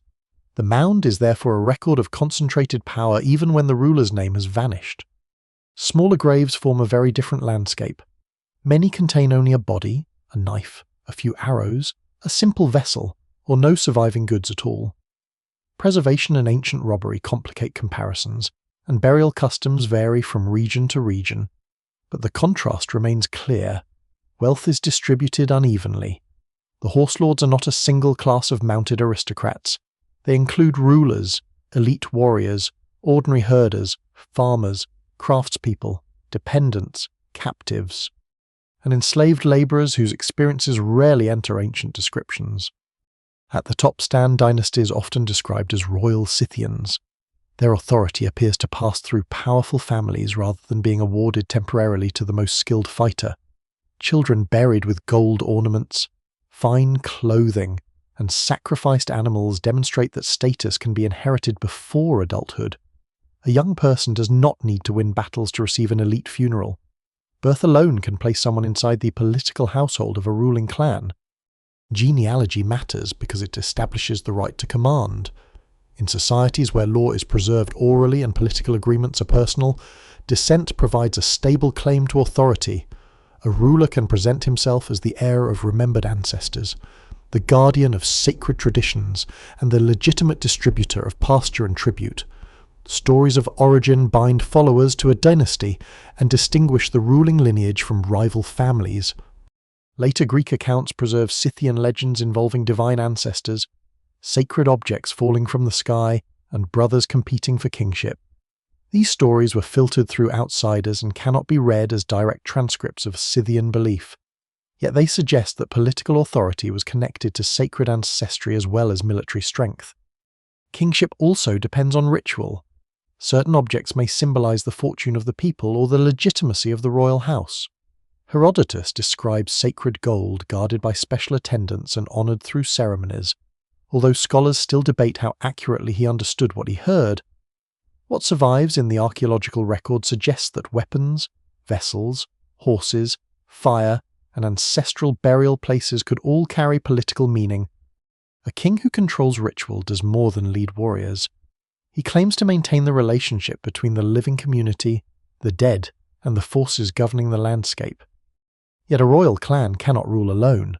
Regional chiefs command their own followers and control access to local pasture, river crossings, and settlements. Their loyalty must be cultivated through marriages, gifts, feasts, and opportunities for plunder. A king who distributes captured wealth proves that alliance with him is profitable. One who repeatedly fails in war may see chiefs withdraw, refuse tribute, or support a rival. Authority is inherited, but it must also be performed. Elite graves reveal these networks through objects that come from distant regions: Greek wine vessels, Near Eastern metalwork, Baltic amber, fine textiles, and locally made gold ornaments meet inside the same chamber.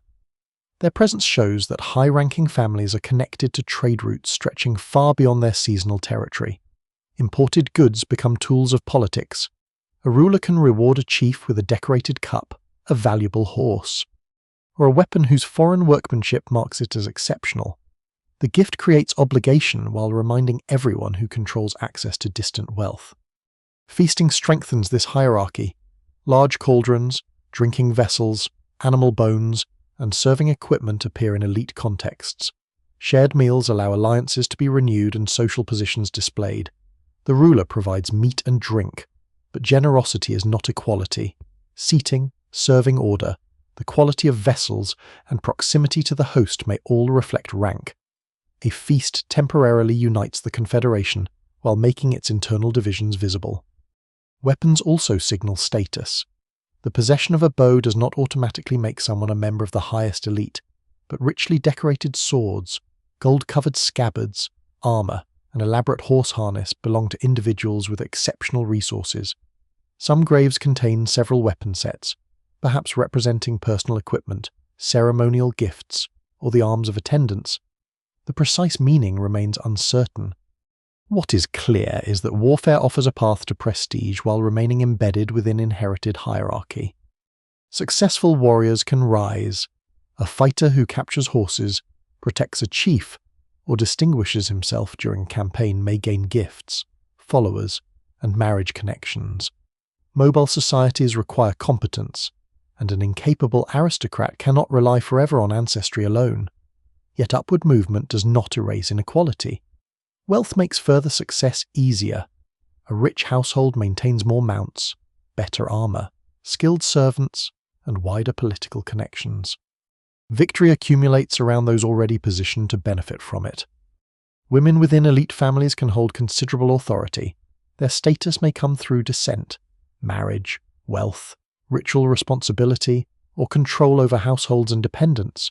Rich female burials contain gold ornaments, mirrors, vessels, horses, and sometimes weapons. It is tempting to assign every such woman a fixed identity as queen, priestess, or warrior. But burial goods do not provide complete biographies. Scholars still debate how often elite women exercised formal political power. The evidence nevertheless shows that rank is not confined to adult men, and that powerful lineages depend on women who create alliances, preserve descent, and manage property.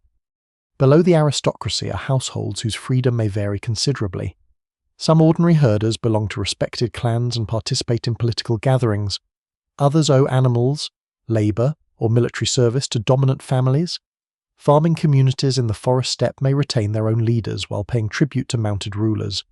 Craftspeople can be valued for rare skills yet remain dependent on elite patrons. Captives and enslaved people occupy the most vulnerable positions. Working with herds, serving households, producing goods, or being sold through coastal markets. Human sacrifice in some royal burials exposes the harshest expression of hierarchy. Bodies placed beside a ruler may include attendants, guards, servants, spouses, or captives. Archaeology often cannot establish who they were or whether any participated willingly in a funeral expectation shared by their society. Some show signs of violent death. Their presence demonstrates that the death of an elite individual could demand the deaths of others considered necessary for service, ceremony, or political display. Even horses are ranked. The finest animals receive ornate equipment and burial near the ruler, while ordinary livestock sustains the funeral feast. Age, colour, training, and appearance may influence selection. A sacrificed horse represents wealth deliberately removed from the living economy, a statement that the deceased commands abundance even in death.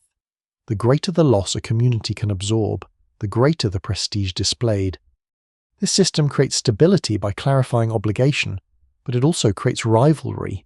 Royal families compete for followers, chiefs defend local authority, brothers may dispute succession, marriage alliances can end in betrayal, and a confederation may fracture when several lineages claim the same right to rule. Without a permanent bureaucracy, the death of a strong king can expose every hidden tension at once. The Kurgans preserve the outcome, not the political struggle that preceded it. A ruler lies beneath gold, horses, and timber, surrounded by objects declaring that his authority was complete. The mound does not record the chiefs who resisted him, the households burdened by tribute, or the rivals defeated before the funeral. Yet the scale of the monument allows a cautious inference. Scythian power rests on more than mobility and archery. It rests on a deeply unequal society in which wealth, ancestry, ritual, and violence are gathered into the hands of a small number of families. The unequal society beneath the Kurgans does not divide power along a single, simple line. Wealth, ancestry, age, family position, and military ability all matter. And some graves force a reconsideration of one of the oldest assumptions about the steppe. Among the buried horse lords are women laid to rest with bows, arrows, spears, knives, armour, and the remains of horses. Some carry wounds consistent with combat. Others are buried with equipment usually associated with mounted warriors. These discoveries do not prove that every Scythian woman fought, nor do they turn Greek legends into straightforward history, but they reveal a world in which women could occupy roles far more varied than many ancient and modern observers expected. The Greek imagination had already placed armed women near the edges of the known world. Stories of the Amazons describe a society of female warriors living beyond ordinary civilization, often near the Black Sea, the Caucasus, or the great rivers flowing from the steppe. They ride horses, hunt, fight men, reject familiar domestic roles, and sometimes form unstable relationships with neighbouring peoples, in epic poetry and painted pottery. Greek heroes battle them as they might battle monsters or foreign kings. The Amazons become symbols of courage, danger, disorder, and the fear of a world in which Greek ideas about gender no longer apply. These stories are not neutral ethnography. They are myths shaped by the concerns of Greek society. Amazon warriors allow poets and artists to imagine a reversal of the expected order, then often restore that order through the woman's defeat. Her strength makes the male hero's victory more impressive. Her foreign clothing, trousers, bow, and horse mark her as belonging to a world outside the polis. For centuries, historians treated the stories almost entirely as fantasy. Archaeology has made that dismissal harder to maintain, across regions associated with Scythian, Sarmatian, and related steppe cultures. Researchers have identified female skeletons buried with weapons. The percentage varies by cemetery, region, and method of classification, and older excavations sometimes assume that any grave containing weapons must belong to a man. Modern osteological and genetic analysis has corrected some of these errors in several burial groups. A notable minority of armed individuals are female. The weapons are not always symbolic miniatures. Some women are buried with full-sized bows, quivers holding numerous arrows, spears, swords, or battle axes. Horse equipment may lie beside them. Injuries on certain skeletons include embedded arrowheads, damaged bones, or healed wounds that could result from violence. No single object can reveal an entire life, but combinations of weapons, riding-related skeletal stress, and trauma suggests that at least some of these women used the equipment placed beside them.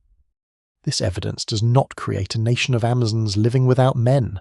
The graves belong to mixed communities containing women, men, children, families, and people of different status. Most female burials do not contain weapons.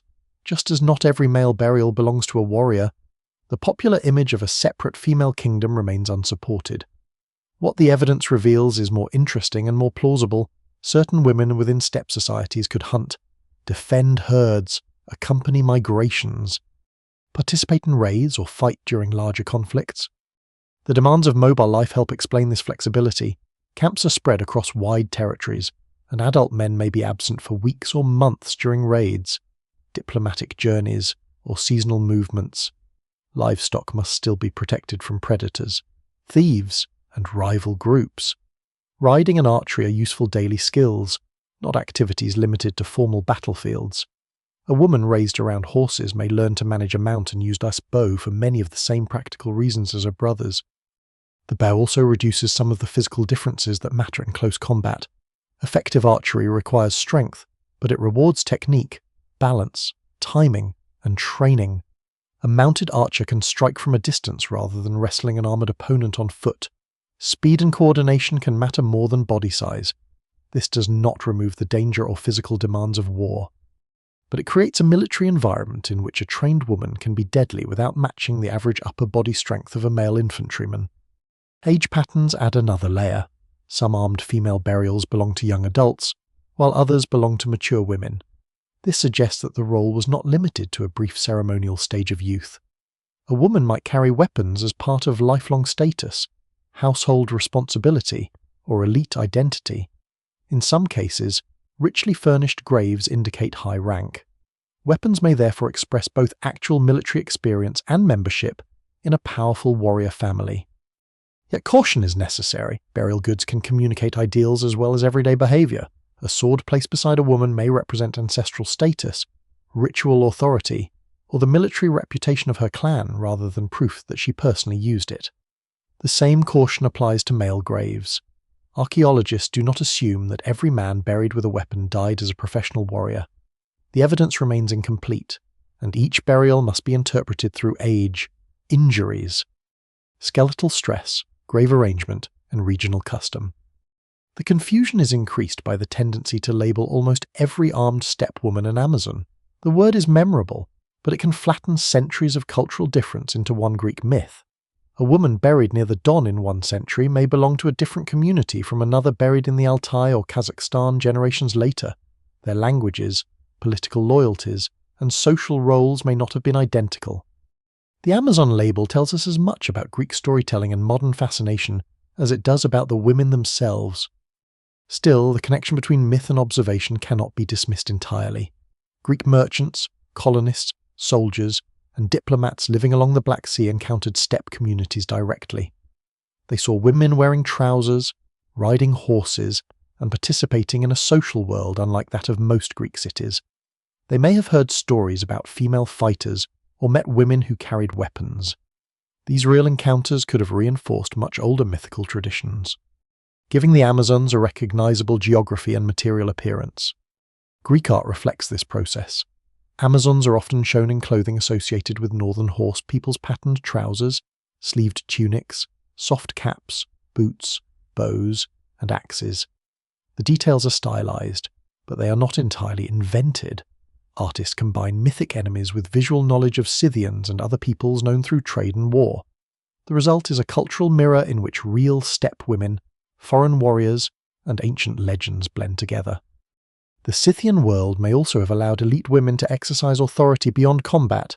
A woman connected to a ruling lineage could manage households, direct dependents, control livestock, arrange marriages, or act as a guardian of family wealth. If widowed, she might preserve the position of young heirs or lead a portion of the clan.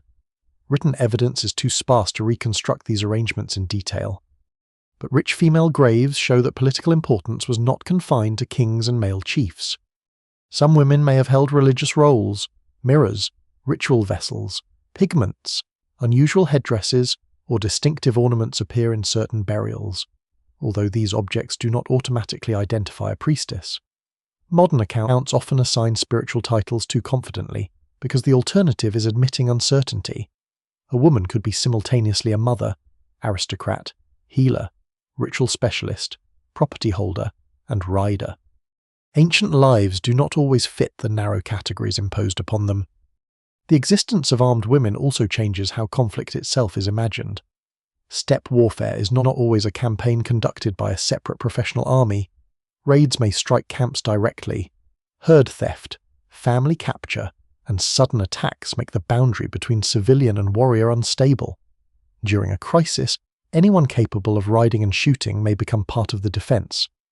A woman protecting children and livestock from raiders is engaged in warfare even if she never joins a distant invasion. There is a quieter consequence as well. Girls growing up in these communities can see women who ride confidently, manage wealth, and perhaps carry weapons. Social possibility is reinforced through observation. Not every girl follows the same path, but the role exists within the cultural imagination because real women occupy it. Greek stories exaggerate this reality into an entire society defined by female warfare. Modern retellings sometimes repeat the exaggeration in reverse, presenting archaeological discoveries as proof that the myths were completely true. Neither position is satisfactory. There was no hidden empire of women who excluded men and lived exactly as Greek poets described. There were, however, steppe women whose lives included horses, weapons, authority, and sometimes violence. Beneath the burial mounds, they lie beside the same symbols of mobility and power as male warriors. Their arrows have corroded, their horses have become bone, and their names are gone. Yet their graves preserve a correction to the old story. The horse lords were not only lords, and the frontier that unsettled the ancient world was dangerous, partly because its social rules were never as simple as outsiders wanted them to be. The social rules of the steppe are difficult for outsiders to understand, but its political rules are even harder. Assyrian kings, Median rulers, Persian emperors, and Greek colonists all encounter the same unsettling truth: the Scythians cannot be treated as a single permanent enemy. One group may raid a frontier while another serves in the army defending it. A chief who accepts tribute this year may attack the same kingdom the next. Marriage, gift exchange, mercenary service, hostage-taking. An open war exists side by side. To settled states accustomed to formal borders and written treaties, this seems unpredictable. To steppe leaders, it is a practical way of surviving among competing empires. The Scythians first become deeply entangled in the politics of the ancient Near East during the 7th century before the Common Era. Assyria still dominates much of Mesopotamia, but its northern frontier faces constant pressure from Cimmerians, Medes, Eurasians, and mobile groups crossing the Caucasus. Assyrian rulers respond with a mixture of force and diplomacy. They gather intelligence about distant chiefs, negotiate alliances, offer royal marriages, and attempt to direct one northern people against another. One Scythian ruler, remembered in Assyrian sources under a name often rendered as Bartatua, appears to have requested the hand of an Assyrian princess. Whether the marriage actually took place remains uncertain, but the proposal itself reveals the political status of Scythian leaders. They are not dismissed as temporary bandits. A royal marriage would place a mounted chief inside the diplomatic world of one of the most powerful empires on earth. It would also give Assyria a valuable ally against rival northern forces. The relationship may have continued under Bartatua's successor, often identified with the ruler called Madius in later Greek tradition. Scythian warriors reportedly intervene in conflicts involving Assyria and the Medes. Their arrival could rescue one state and devastate another, depending on alliance and opportunity. Some later accounts describe a period of Scythian domination across Western Asia lasting several decades. The exact scale of this control remains disputed. There is little evidence for a unified Scythian administration over the region, but mounted bands certainly became powerful enough to influence the fate of kingdoms far beyond the grasslands. Mercenary service becomes one route into settled politics. Steppe archers are valuable because they offer skills that infantry armies cannot easily reproduce. They can scout, pursue fleeing enemies, raid supply lines, and harass forces across open country. Individual warriors or entire bands may serve foreign kings in exchange for pay, gifts, grazing rights, or political protection. Their loyalty is often personal rather than institutional. They follow a chief, and the chief follows whichever agreement best serves his position. This makes them useful and dangerous at the same time. A settled ruler may hire Scythian horsemen to fight rebels, only to discover that the same riders have stronger ties to another patron. Ancient writers often interpret such shifts as treachery, but mobile alliances depend on changing circumstances. A king who fails to provide payment or protection may be judged to have broken the relationship first. The Medes eventually emerge as a major power in the Iranian highlands, contributing to the destruction of Assyria near the end of the 7th century before the Common Era. Scythian groups appear somewhere within this transformation, though the surviving narratives are confused and written long after the events. Some traditions claim that the Medes escaped Scythian domination through a carefully planned massacre of their leaders during a feast. The story may preserve a memory of political betrayal, but it may also be a literary explanation for a more gradual decline in Scythian influence. Once Assyria collapses, the balance of power changes, new kingdoms expand, trade routes shift, and steppe leaders lose some of the opportunities created by imperial rivalry. Yet Scythian forces remain active around the Caucasus and Black Sea. Their attention increasingly turns toward the wealthy Greek settlements along the coast and the agricultural regions inland. The relationship with the Greeks is more stable than the violent stories suggest. Greek cities need grain, fish, hides, wax, livestock, and access to inland markets. Scythian rulers want wine, metalwork, fine pottery, jewellery, weapons, and prestige goods. Merchants cross cultural boundaries because profit depends on cooperation. Translators, mixed households, local guides, and political intermediaries become essential figures, though their names rarely survive. Greek colonists do not simply purchase goods from anonymous nomads arriving at city gates. They operate within systems controlled by powerful local clans. A city may pay tribute for protection, negotiate permission to farm nearby land, or support one steppe ruler against another. Scythian elites may spend time in coastal settlements, adopt Greek luxury habits, and commission objects from Greek craftsmen while maintaining their own clothing, rituals, and political identity.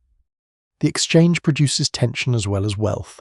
Wine becomes one of the most visible imported goods, and Greek writers often describe Scythian drinking as excessive. These accounts may exaggerate foreign behaviour to reinforce stereotypes, but large drinking vessels and imported amphorae show that wine plays an important role in elite feasting. The drink is not merely consumed, it is redistributed by rulers, shared during alliances, and placed in tombs as a symbol of access to distant resources. Some Scythians become familiar enough with Greek culture to move between both worlds. The legendary figure Anacharsis, described as a Scythian sage who travels among Greeks, may reflect this cultural contact, though the stories surrounding him are heavily shaped by later philosophy. In one version, he returns home and is killed for practicing foreign religious customs. The tale expresses a persistent anxiety. Imported wealth is useful. But foreign habits may threaten the traditions that hold a mobile society together. Far to the southeast, another imperial power is rising. The Persian Empire under the Achaemenid dynasty expands across Anatolia, Mesopotamia, Iran, Central Asia, and eventually into parts of southeastern Europe. Persian rulers are already familiar with mobile peoples. Their inscriptions distinguish several groups called Saka, some wearing pointed caps, others living beyond particular rivers or frontiers. Some serve the empire as soldiers, others resist it, as with the Scythians. The imperial labels simplify a complex world of related but independent communities. Around 513 before the Common Era, according to the traditional chronology, Darius the Great launches a vast campaign across the Danube into Scythian territory north of the Black Sea. His motives are still debated. He may seek to secure the empire's northern frontier, punish raids, control trade routes, demonstrate royal power, or prevent alliances between steppe groups and enemies farther west. No single explanation fully accounts for the expedition. And the main surviving narrative comes from Herodotus, who writes generations later. Darius crosses the Bosporus using a bridge of boats, marches through Thrace, and reaches the Danube, where another bridge allows his army to enter the grasslands. The scale of the force is uncertain, but it likely includes infantry, cavalry, engineers, servants, and supply animals drawn from many peoples of the empire. In conventional warfare, such an army is terrifying. It can besiege cities, crush rebellions, and defeat organized resistance. In the steppe, its size becomes a burden. The Scythians refuse the battle Darius wants. They withdraw, driving away livestock and destroying useful supplies. Wells may be filled or ruined. Grasslands are burned where possible. Small forces appear, attack vulnerable units, and disappear. The Persians advance through territory that offers no capital to capture and no decisive army to destroy. Every kilometre stretches the supply line farther from the Danube. The Scythians also seek help from neighbouring peoples, arguing that the Persian invasion threatens them all. Some refuse, perhaps believing Darius is interested only in Scythian territory. Others join the resistance. The episode reveals the limits of steppe unity. Shared danger does not automatically create one coalition, and rival communities calculate their own interests before acting. Herodotus describes symbolic gifts sent by the Scythians to Darius: a bird, a mouse, a frog, and several arrows. The Persians debate the meaning. One interpretation offers submission through earth, water, and sky. Another warns that unless the invaders can fly like birds, burrow like mice, or hide in marshes like frogs, they will die beneath Scythian arrows. Whether the exchange occurred exactly as told is impossible to know, but the story captures the psychological character of the campaign. The Persians seek a clear political answer. The Scythians answer in ambiguity and threat. Darius never secures the victory he needs. Eventually his army retreats toward the Danube, harassed but not annihilated. Persian royal inscriptions do not emphasize failure, and the campaign may have achieved limited strategic goals in Thrace or along the western frontier. Yet the conquest of the Scythian homeland does not occur. The mobile kingdom survives because it refuses to defend territory in the way an empire expects. The result becomes one of the clearest demonstrations of steppe power before the Huns. The Scythians cannot match Persia in cities, population, wealth, or administration, but they do not need to. They turn space into armor, scarcity into a weapon, and retreat into strategy. The largest empire of its age enters the Grass Sea and discovers that an enemy without walls can still deny conquest. The Scythians who frustrate Darius north of the Black Sea are only the western edge of a much larger world. Far beyond the Don and Volga, across the plains of Kazakhstan, the valleys of Central Asia, the Altai Mountains, and the approaches to the Iranian plateau, related horse-riding communities develop their own kingdoms, confederations, burial customs, and rivalries. Persian rulers often call them Saka. Greek writers use names such as Scythians, Massagetei, Dahai, and others, sometimes applying them loosely to peoples they barely understand. The labels overlap, shift, and occasionally contradict one another. What survives in the record suggests a broad family of Iranian-speaking steppe societies rather than one unified nation stretching from the Black Sea to Mongolia. The eastern grasslands differ from the western steppe in important ways. Open plains are interrupted by deserts, high mountains, river oases, and narrow corridors through which armies and caravans must pass. The Sirdaria and Amudarya connect pastoral territories with farming settlements and urban centres. To the south lie Bactria, Sogdia, Kharasmia, and the lands of the Persian Empire. To the east rise the Altai and Tian Shan, whose upland pastures offer rich summer grazing but severe winters. A ruler in this region cannot rely on one landscape alone. Power depends on controlling routes between grassland, mountain oasis, and cultivated valley. Persian inscriptions distinguish several Saka groups. One is remembered for pointed headgear and is commonly called the Saka Tigrakauda, the Saka of the pointed caps. Another is associated with the preparation or reverence of Hyoma, a sacred ritual substance, though the exact identity and location of this group remain debated. Still others are described as living beyond Sogdia or across distant waters. These categories reflect imperial attempts to organize unfamiliar populations into manageable names. They should not be mistaken for a complete map of how the Saka understood themselves. Some Saka groups enter the Persian imperial system. They provide tribute, horses, and soldiers, and their mounted archers appear in royal armies alongside troops from dozens of other peoples. Reliefs at royal centres depict delegates in distinctive clothing bringing gifts to the king. Their trousers, soft boots, weapons, and tall caps identify them as people of the steppe, but their presence also shows that mobile rulers can negotiate with an empire without abandoning their own political world. Submission is rarely absolute. A Saka chief may acknowledge Persian supremacy, send troops for one campaign, and resist imperial demands when conditions change.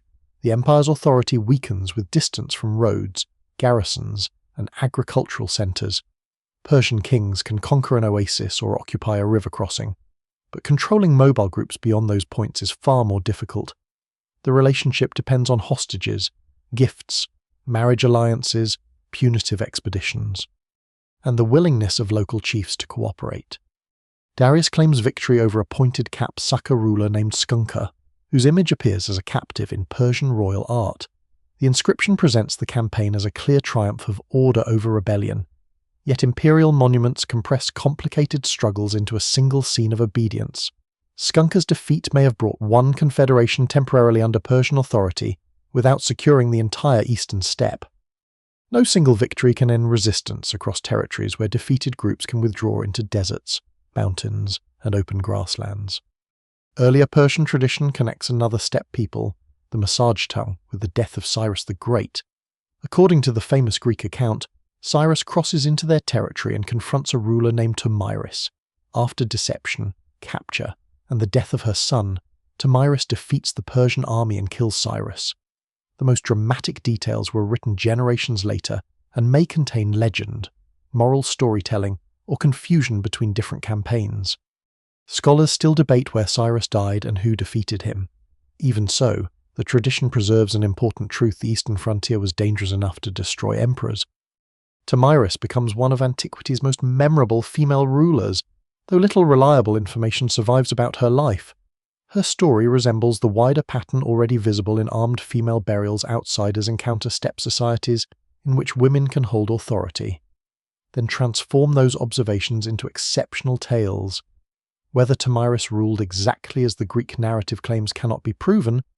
What survives suggests that powerful women were conceivable within the political structures of the eastern steppe, especially when authority passed through elite families and confederations. Archaeology reveals these societies more clearly than written sources do. Across Kazakhstan and the Altai, great burial mounds contain horses, weapons, gold ornaments, textiles, wooden chambers, and animal-style art closely related to finds farther west. Yet regional differences are equally important. Eastern artisans develop distinctive combinations of deer, feline predators, birds, and fantastic creatures, clothing, horse equipment, and burial architecture reflect local materials and traditions. At Issyk in southeastern Kazakhstan, a richly furnished burial produced thousands of gold ornaments once sewn onto an elaborate costume. The individual became popularly known as the Golden Man, although later analysis raised questions about sex, age, and identity. The burial includes a tall headdress, weapons, jewellery, and an inscribed silver vessel whose short text remains undeciphered. The tomb belongs to the Saka world, but it does not explain whether the dead person was a prince, princess, ritual figure, or young aristocrat. The evidence remains incomplete, yet the costume demonstrates how power could be worn directly on the body. Farther east, the frozen burials of the Altai Preserve felt carpets, carved wood, patterned textiles, tattooed bodies, and horses dressed in ceremonial masks. Some materials originated far from the mountains. Silk or silk-like textiles connect the region toward China. Dyed fabrics and artistic motifs suggest contact with Persia, Central Asia, and perhaps India. Imported objects do not prove direct journeys by every individual. Goods can pass through many hands, but their presence reveals exchange networks extending across Eurasia long before the famous Silk Road is formally organized. These routes carry more than luxury goods, horses, metalworking techniques, weapon designs, religious ideas, and artistic symbols move between communities. Steppe traders and diplomatic envoys travel through mountain passes known only to local guides. Oasis towns provide grain, workshops, and markets. Pastoral rulers offer horses, livestock, protection, and access to territories that settled merchants cannot cross safely alone. Conflict follows the same corridors. Saka groups raid agricultural regions, serve as mercenaries, and compete for control of valleys linking the steppe with the south. Some move into Bactria and Sogdia, others are gradually pushed by rival confederations arriving from farther east. A shift in one distant region can create pressure across thousands of kilometers, sending groups toward new pastures and frontiers. The people encountered by one empire may therefore be the survivors or victors of struggles that began far beyond its knowledge. The Eastern horse lords do not merely imitate the Scythians of the Black Sea. They belong to parallel worlds shaped by related traditions but different geographies. Mountain pasture encourages seasonal movement between elevation zones. Desert margins make wells and rivers politically essential. Proximity to Persian, Indian, and Chinese states creates new opportunities for trade and war. Their rulers can become imperial subjects, frontier enemies, caravan protectors, or founders of new kingdoms farther south. Centuries later, Saka migrations will carry steppe elites into Afghanistan, Iran, and the Indian subcontinent, where they establish dynasties and merge with local political traditions. That future remains beyond the height of the early Scythian age, but its foundations are already visible. The Eastern Steppe is not a distant margin of history. It is a reservoir of people, horses, skills, and political forms capable of repeatedly reshaping the civilization surrounding it. Across the Eurasian interior, the same broad pattern appears in countless local variations. Mobile rulers command no single capital, yet they connect distant worlds. Their gold carries images understood across cultural borders. Their horses cross spaces that imperial maps leave blank. Their names change from one language to another, but their power remains unmistakable. Long before the Huns gather their own confederation, the Saka have already shown that the eastern grasslands can produce rulers able to challenge emperors, control trade between continents, and carry the traditions of the horse lords into entirely new lands. The eastern grasslands remain powerful, but power on the steppe is never permanent. The same mobility that allows a confederation to expand also allows its followers to abandon it. The same routes that bring gold, wine, grain, and horses can redirect wealth toward a rival. A dynasty that controls the rivers and pasture for generations may appear unshakable, yet its authority rests on a delicate balance of climate, herds, trade, military success, and loyalty. By the 4th and 3rd centuries before the Common Era, that balance begins to change across much of the Scythian world.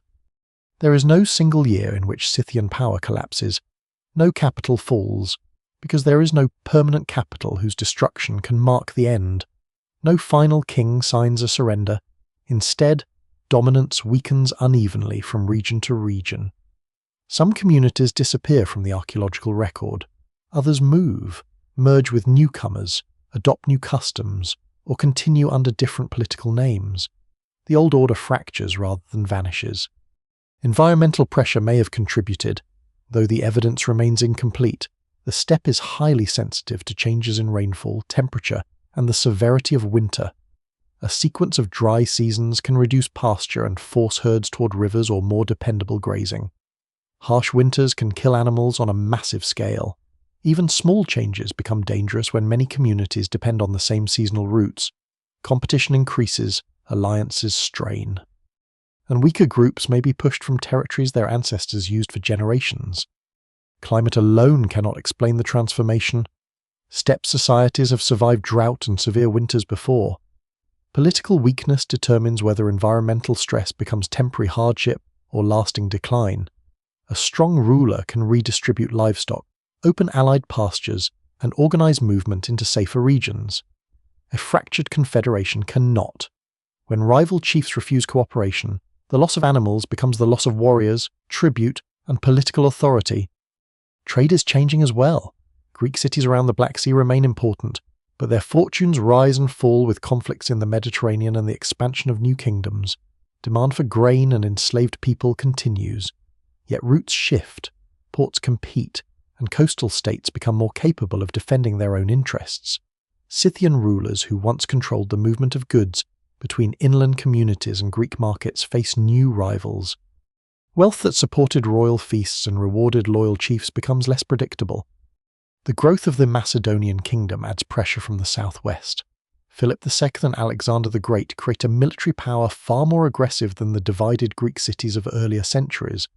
Macedonian armies combine disciplined infantry, heavy cavalry, siege equipment, and experienced commanders.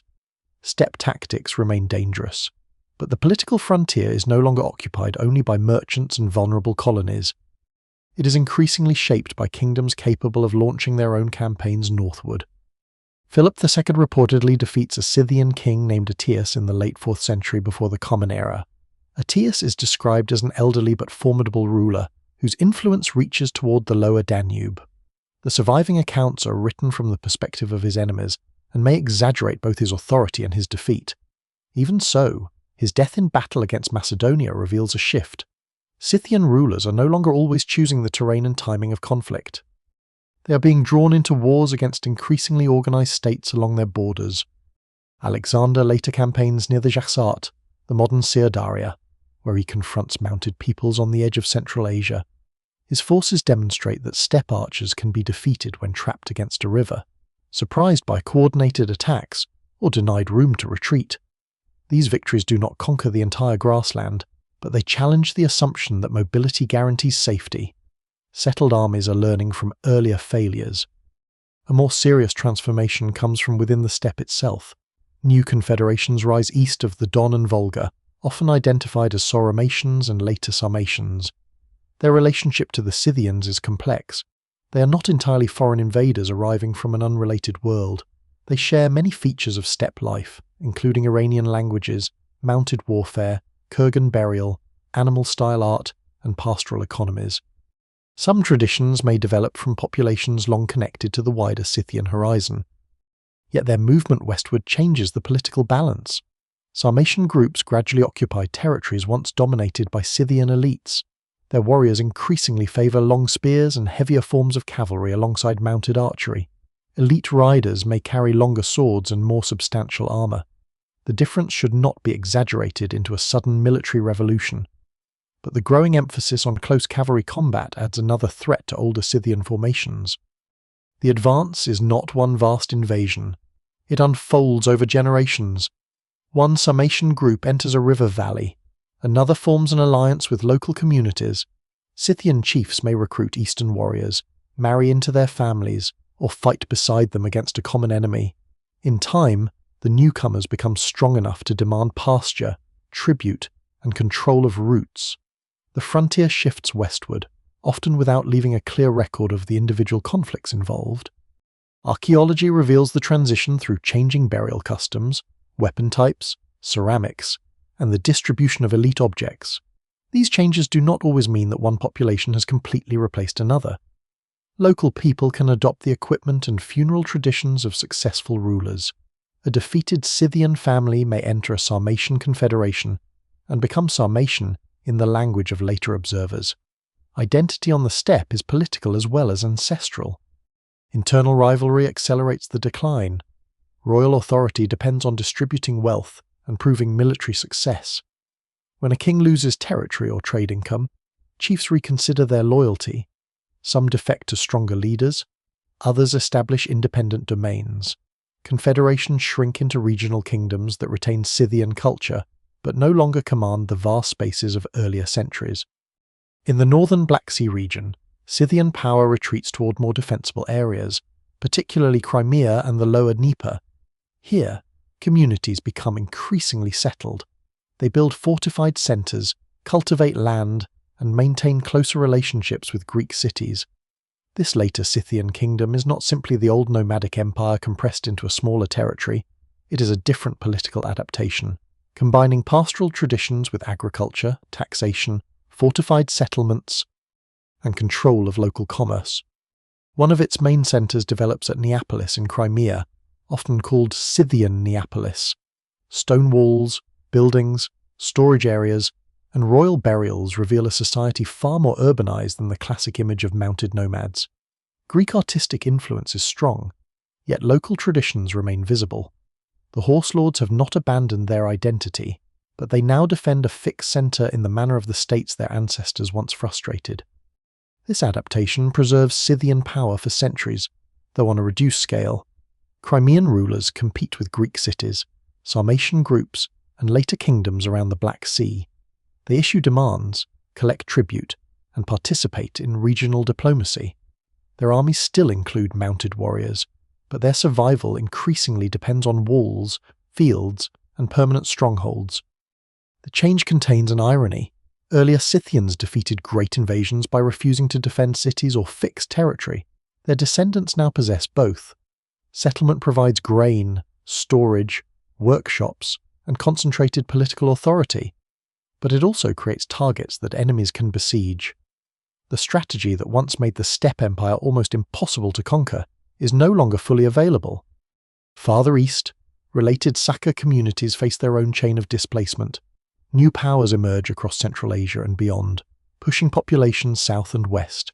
Some enter Bactria, others move toward Iran, Afghanistan, and India, where they establish new kingdoms and adopt local languages, religions, and administrative systems. The Scythian world does not end at the edge of the steppe. It is scattered into new political landscapes. Popular histories often present these movements as waves in which one nomadic people sweeps away another. Scythians replace Cimmerians, Sarmatians replace Scythians, and Huns later replace them all. The pattern is useful but dangerously simple. Real transitions involve absorption, alliance, intermarriage, imitation, and survival under new names.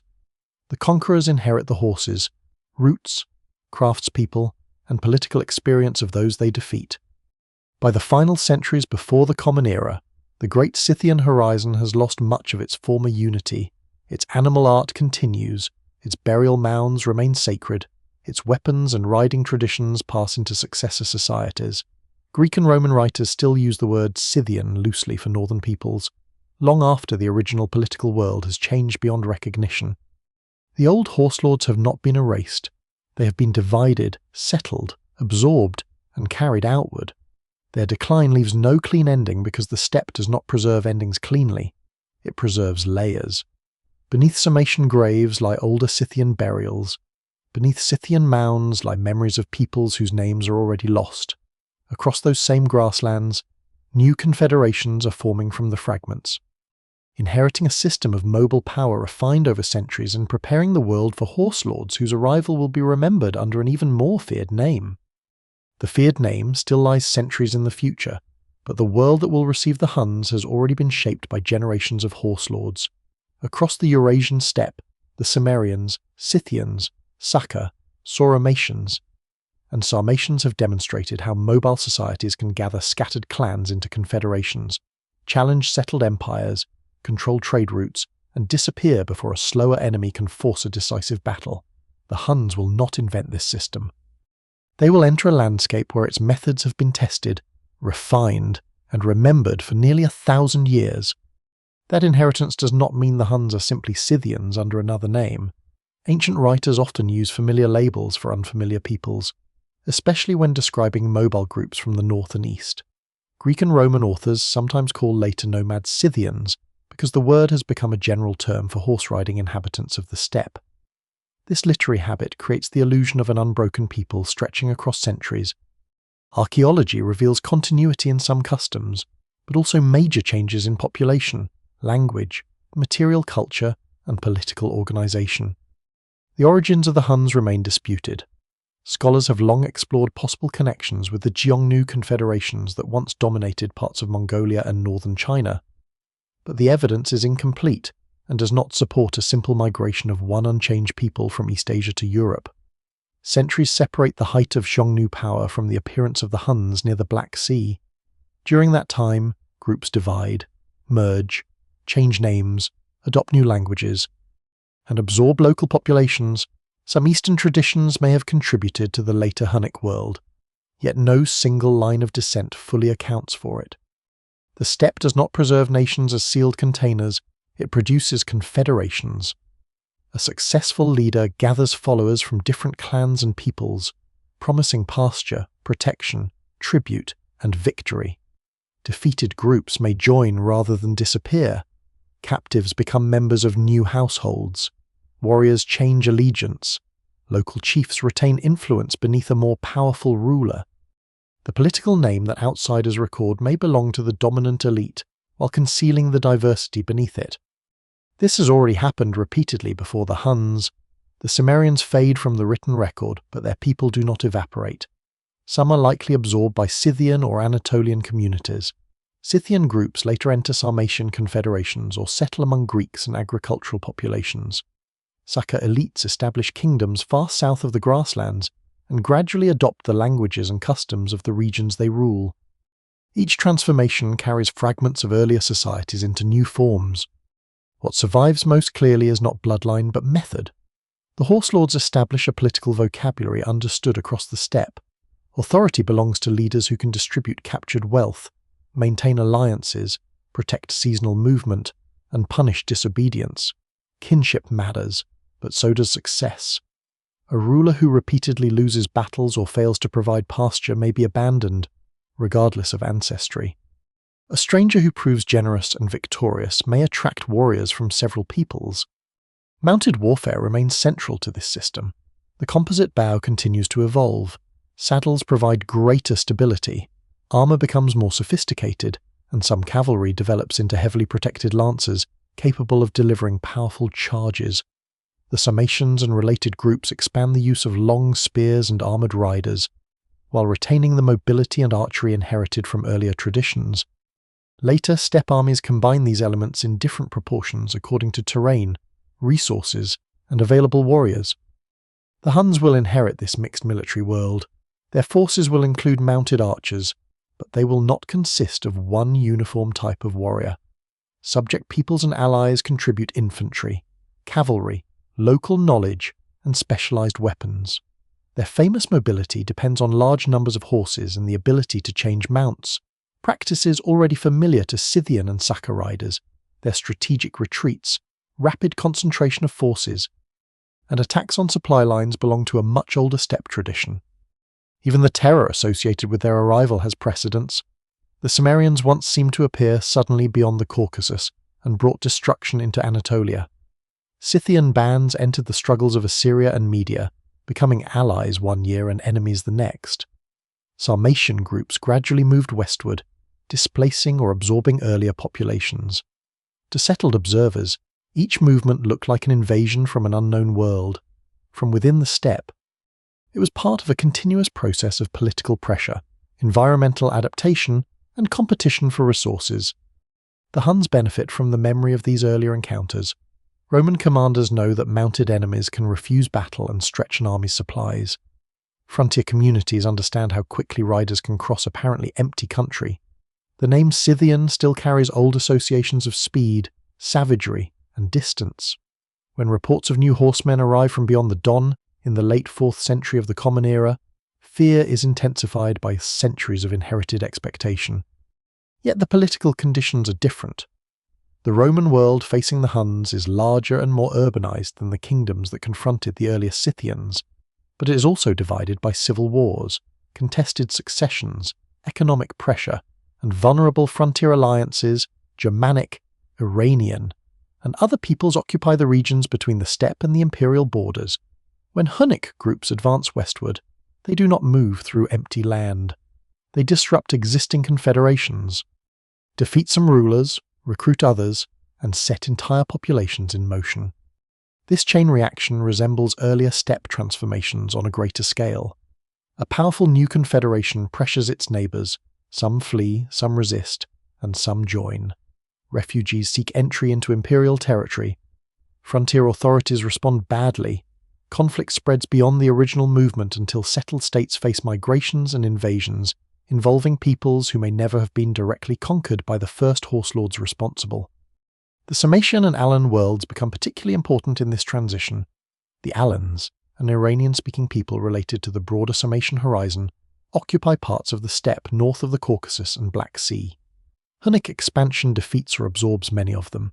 Some Alans join the newcomers, while others move west with Germanic groups, eventually reaching Gaul, Iberia, and even North Africa through them. Traditions connected to the ancient Iranian-speaking horse lords travel far beyond the grasslands. The Hunnic Confederation itself changes as it expands. It gathers Gothic warriors, Alans, local steppe groups, and others beneath rulers whose authority rests on tribute and military success. By the time Attila emerges in the 5th century, the empire associated with his name is not a purely Eastern nomadic society. It is a multilingual political structure extending across the plains of Central Europe and interacting constantly with the Roman world. Attila's power depends on methods the earlier horse lords would recognize. He redistributes wealth extracted from the empire, rewards loyal chiefs, uses marriage and hostage relationships, threatens punishment, and relies on the reputation of victory. Roman gold becomes politically essential, much as Greek vessels and imported luxuries once strengthened Scythian kings. Tribute is not merely personal greed, it is the fuel that keeps a confederation together. The weakness is equally familiar when the dominant ruler dies. Loyalty fragments. Attila's sons cannot maintain the same balance of fear, kinship, and reward. Subject peoples revolt, rival leaders compete, and the empire rapidly loses cohesion. There is no permanent bureaucracy capable of preserving unity after the royal household divides. The pattern echoes the earlier rise and fracture of Scythian confederations, though the historical circumstances are different. After the Hunnic Empire breaks apart, its people are absorbed into successor societies. Some remain on the steppe, others join new confederations or serve foreign rulers. The name survives in legends and political claims long after the original structure disappears. Later groups sometimes adopt Hunnic ancestry because the association carries prestige. Just as ancient rulers once linked themselves to heroic founders and sacred lineages. The same uncertainty surrounds the legacy of the Scythians. Modern nations have occasionally claimed them as direct ancestors, selecting archaeological evidence to support contemporary identity. Genuine genetic and cultural connections may exist in particular regions, but the steppe has experienced too much movement and mixture for simple ownership. The horse lords belong to the history of many populations and to none exclusively. Their deeper legacy lies across Eurasia. They help spread riding traditions, military techniques, artistic forms, and networks of exchange.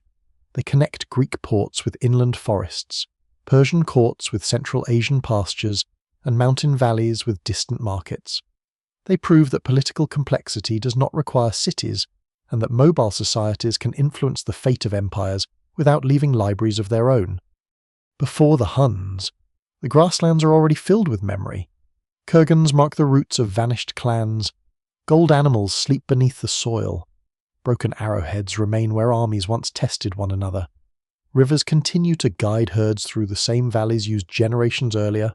New rulers inherit these landscapes without necessarily knowing the names of everyone who came before them. The Huns will become the most famous horse lords of late antiquity, because they confront Rome at a moment when Roman writers can record their fear in detail. But they stand at the end of a much older story. Behind them ride the shadows of Cimmerian raiders, Scythian kings, Saka queens, Sarmatian lancers, unnamed herders, smiths, archers, and families whose moving camps taught Eurasia that power could live beyond walls. The grass remains after the rulers are gone.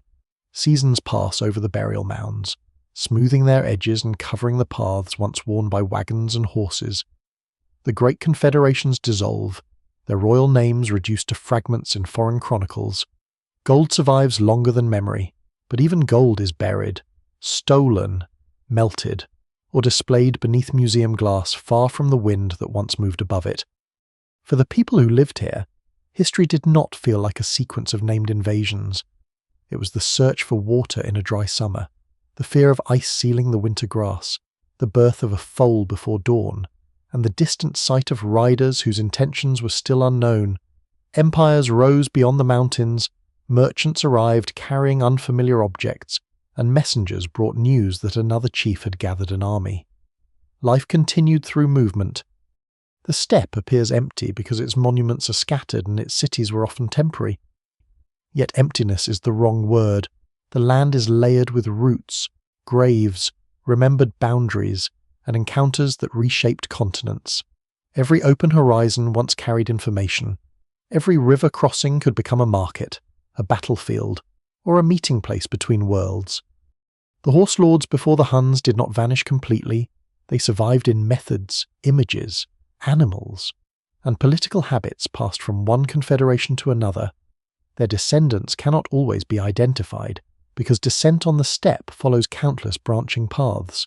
Their influence is easier to see. It appears whenever mobility defeats size, whenever an empire discovers that territory cannot be conquered merely by entering it, and whenever people dismissed as wanderers reveal a world of intricate alliances and inherited knowledge. At evening, the wind falls, the grass darkens beneath a widening sky, and the burial mounds become silhouettes against the last light. Somewhere below them lie riders dressed in gold, horses prepared for journeys that never ended, and objects whose meanings remain beyond recovery. Above them, the old roads continue toward the horizon, faint but not entirely erased, carrying the memory of kingdoms that moved like weather across the earth.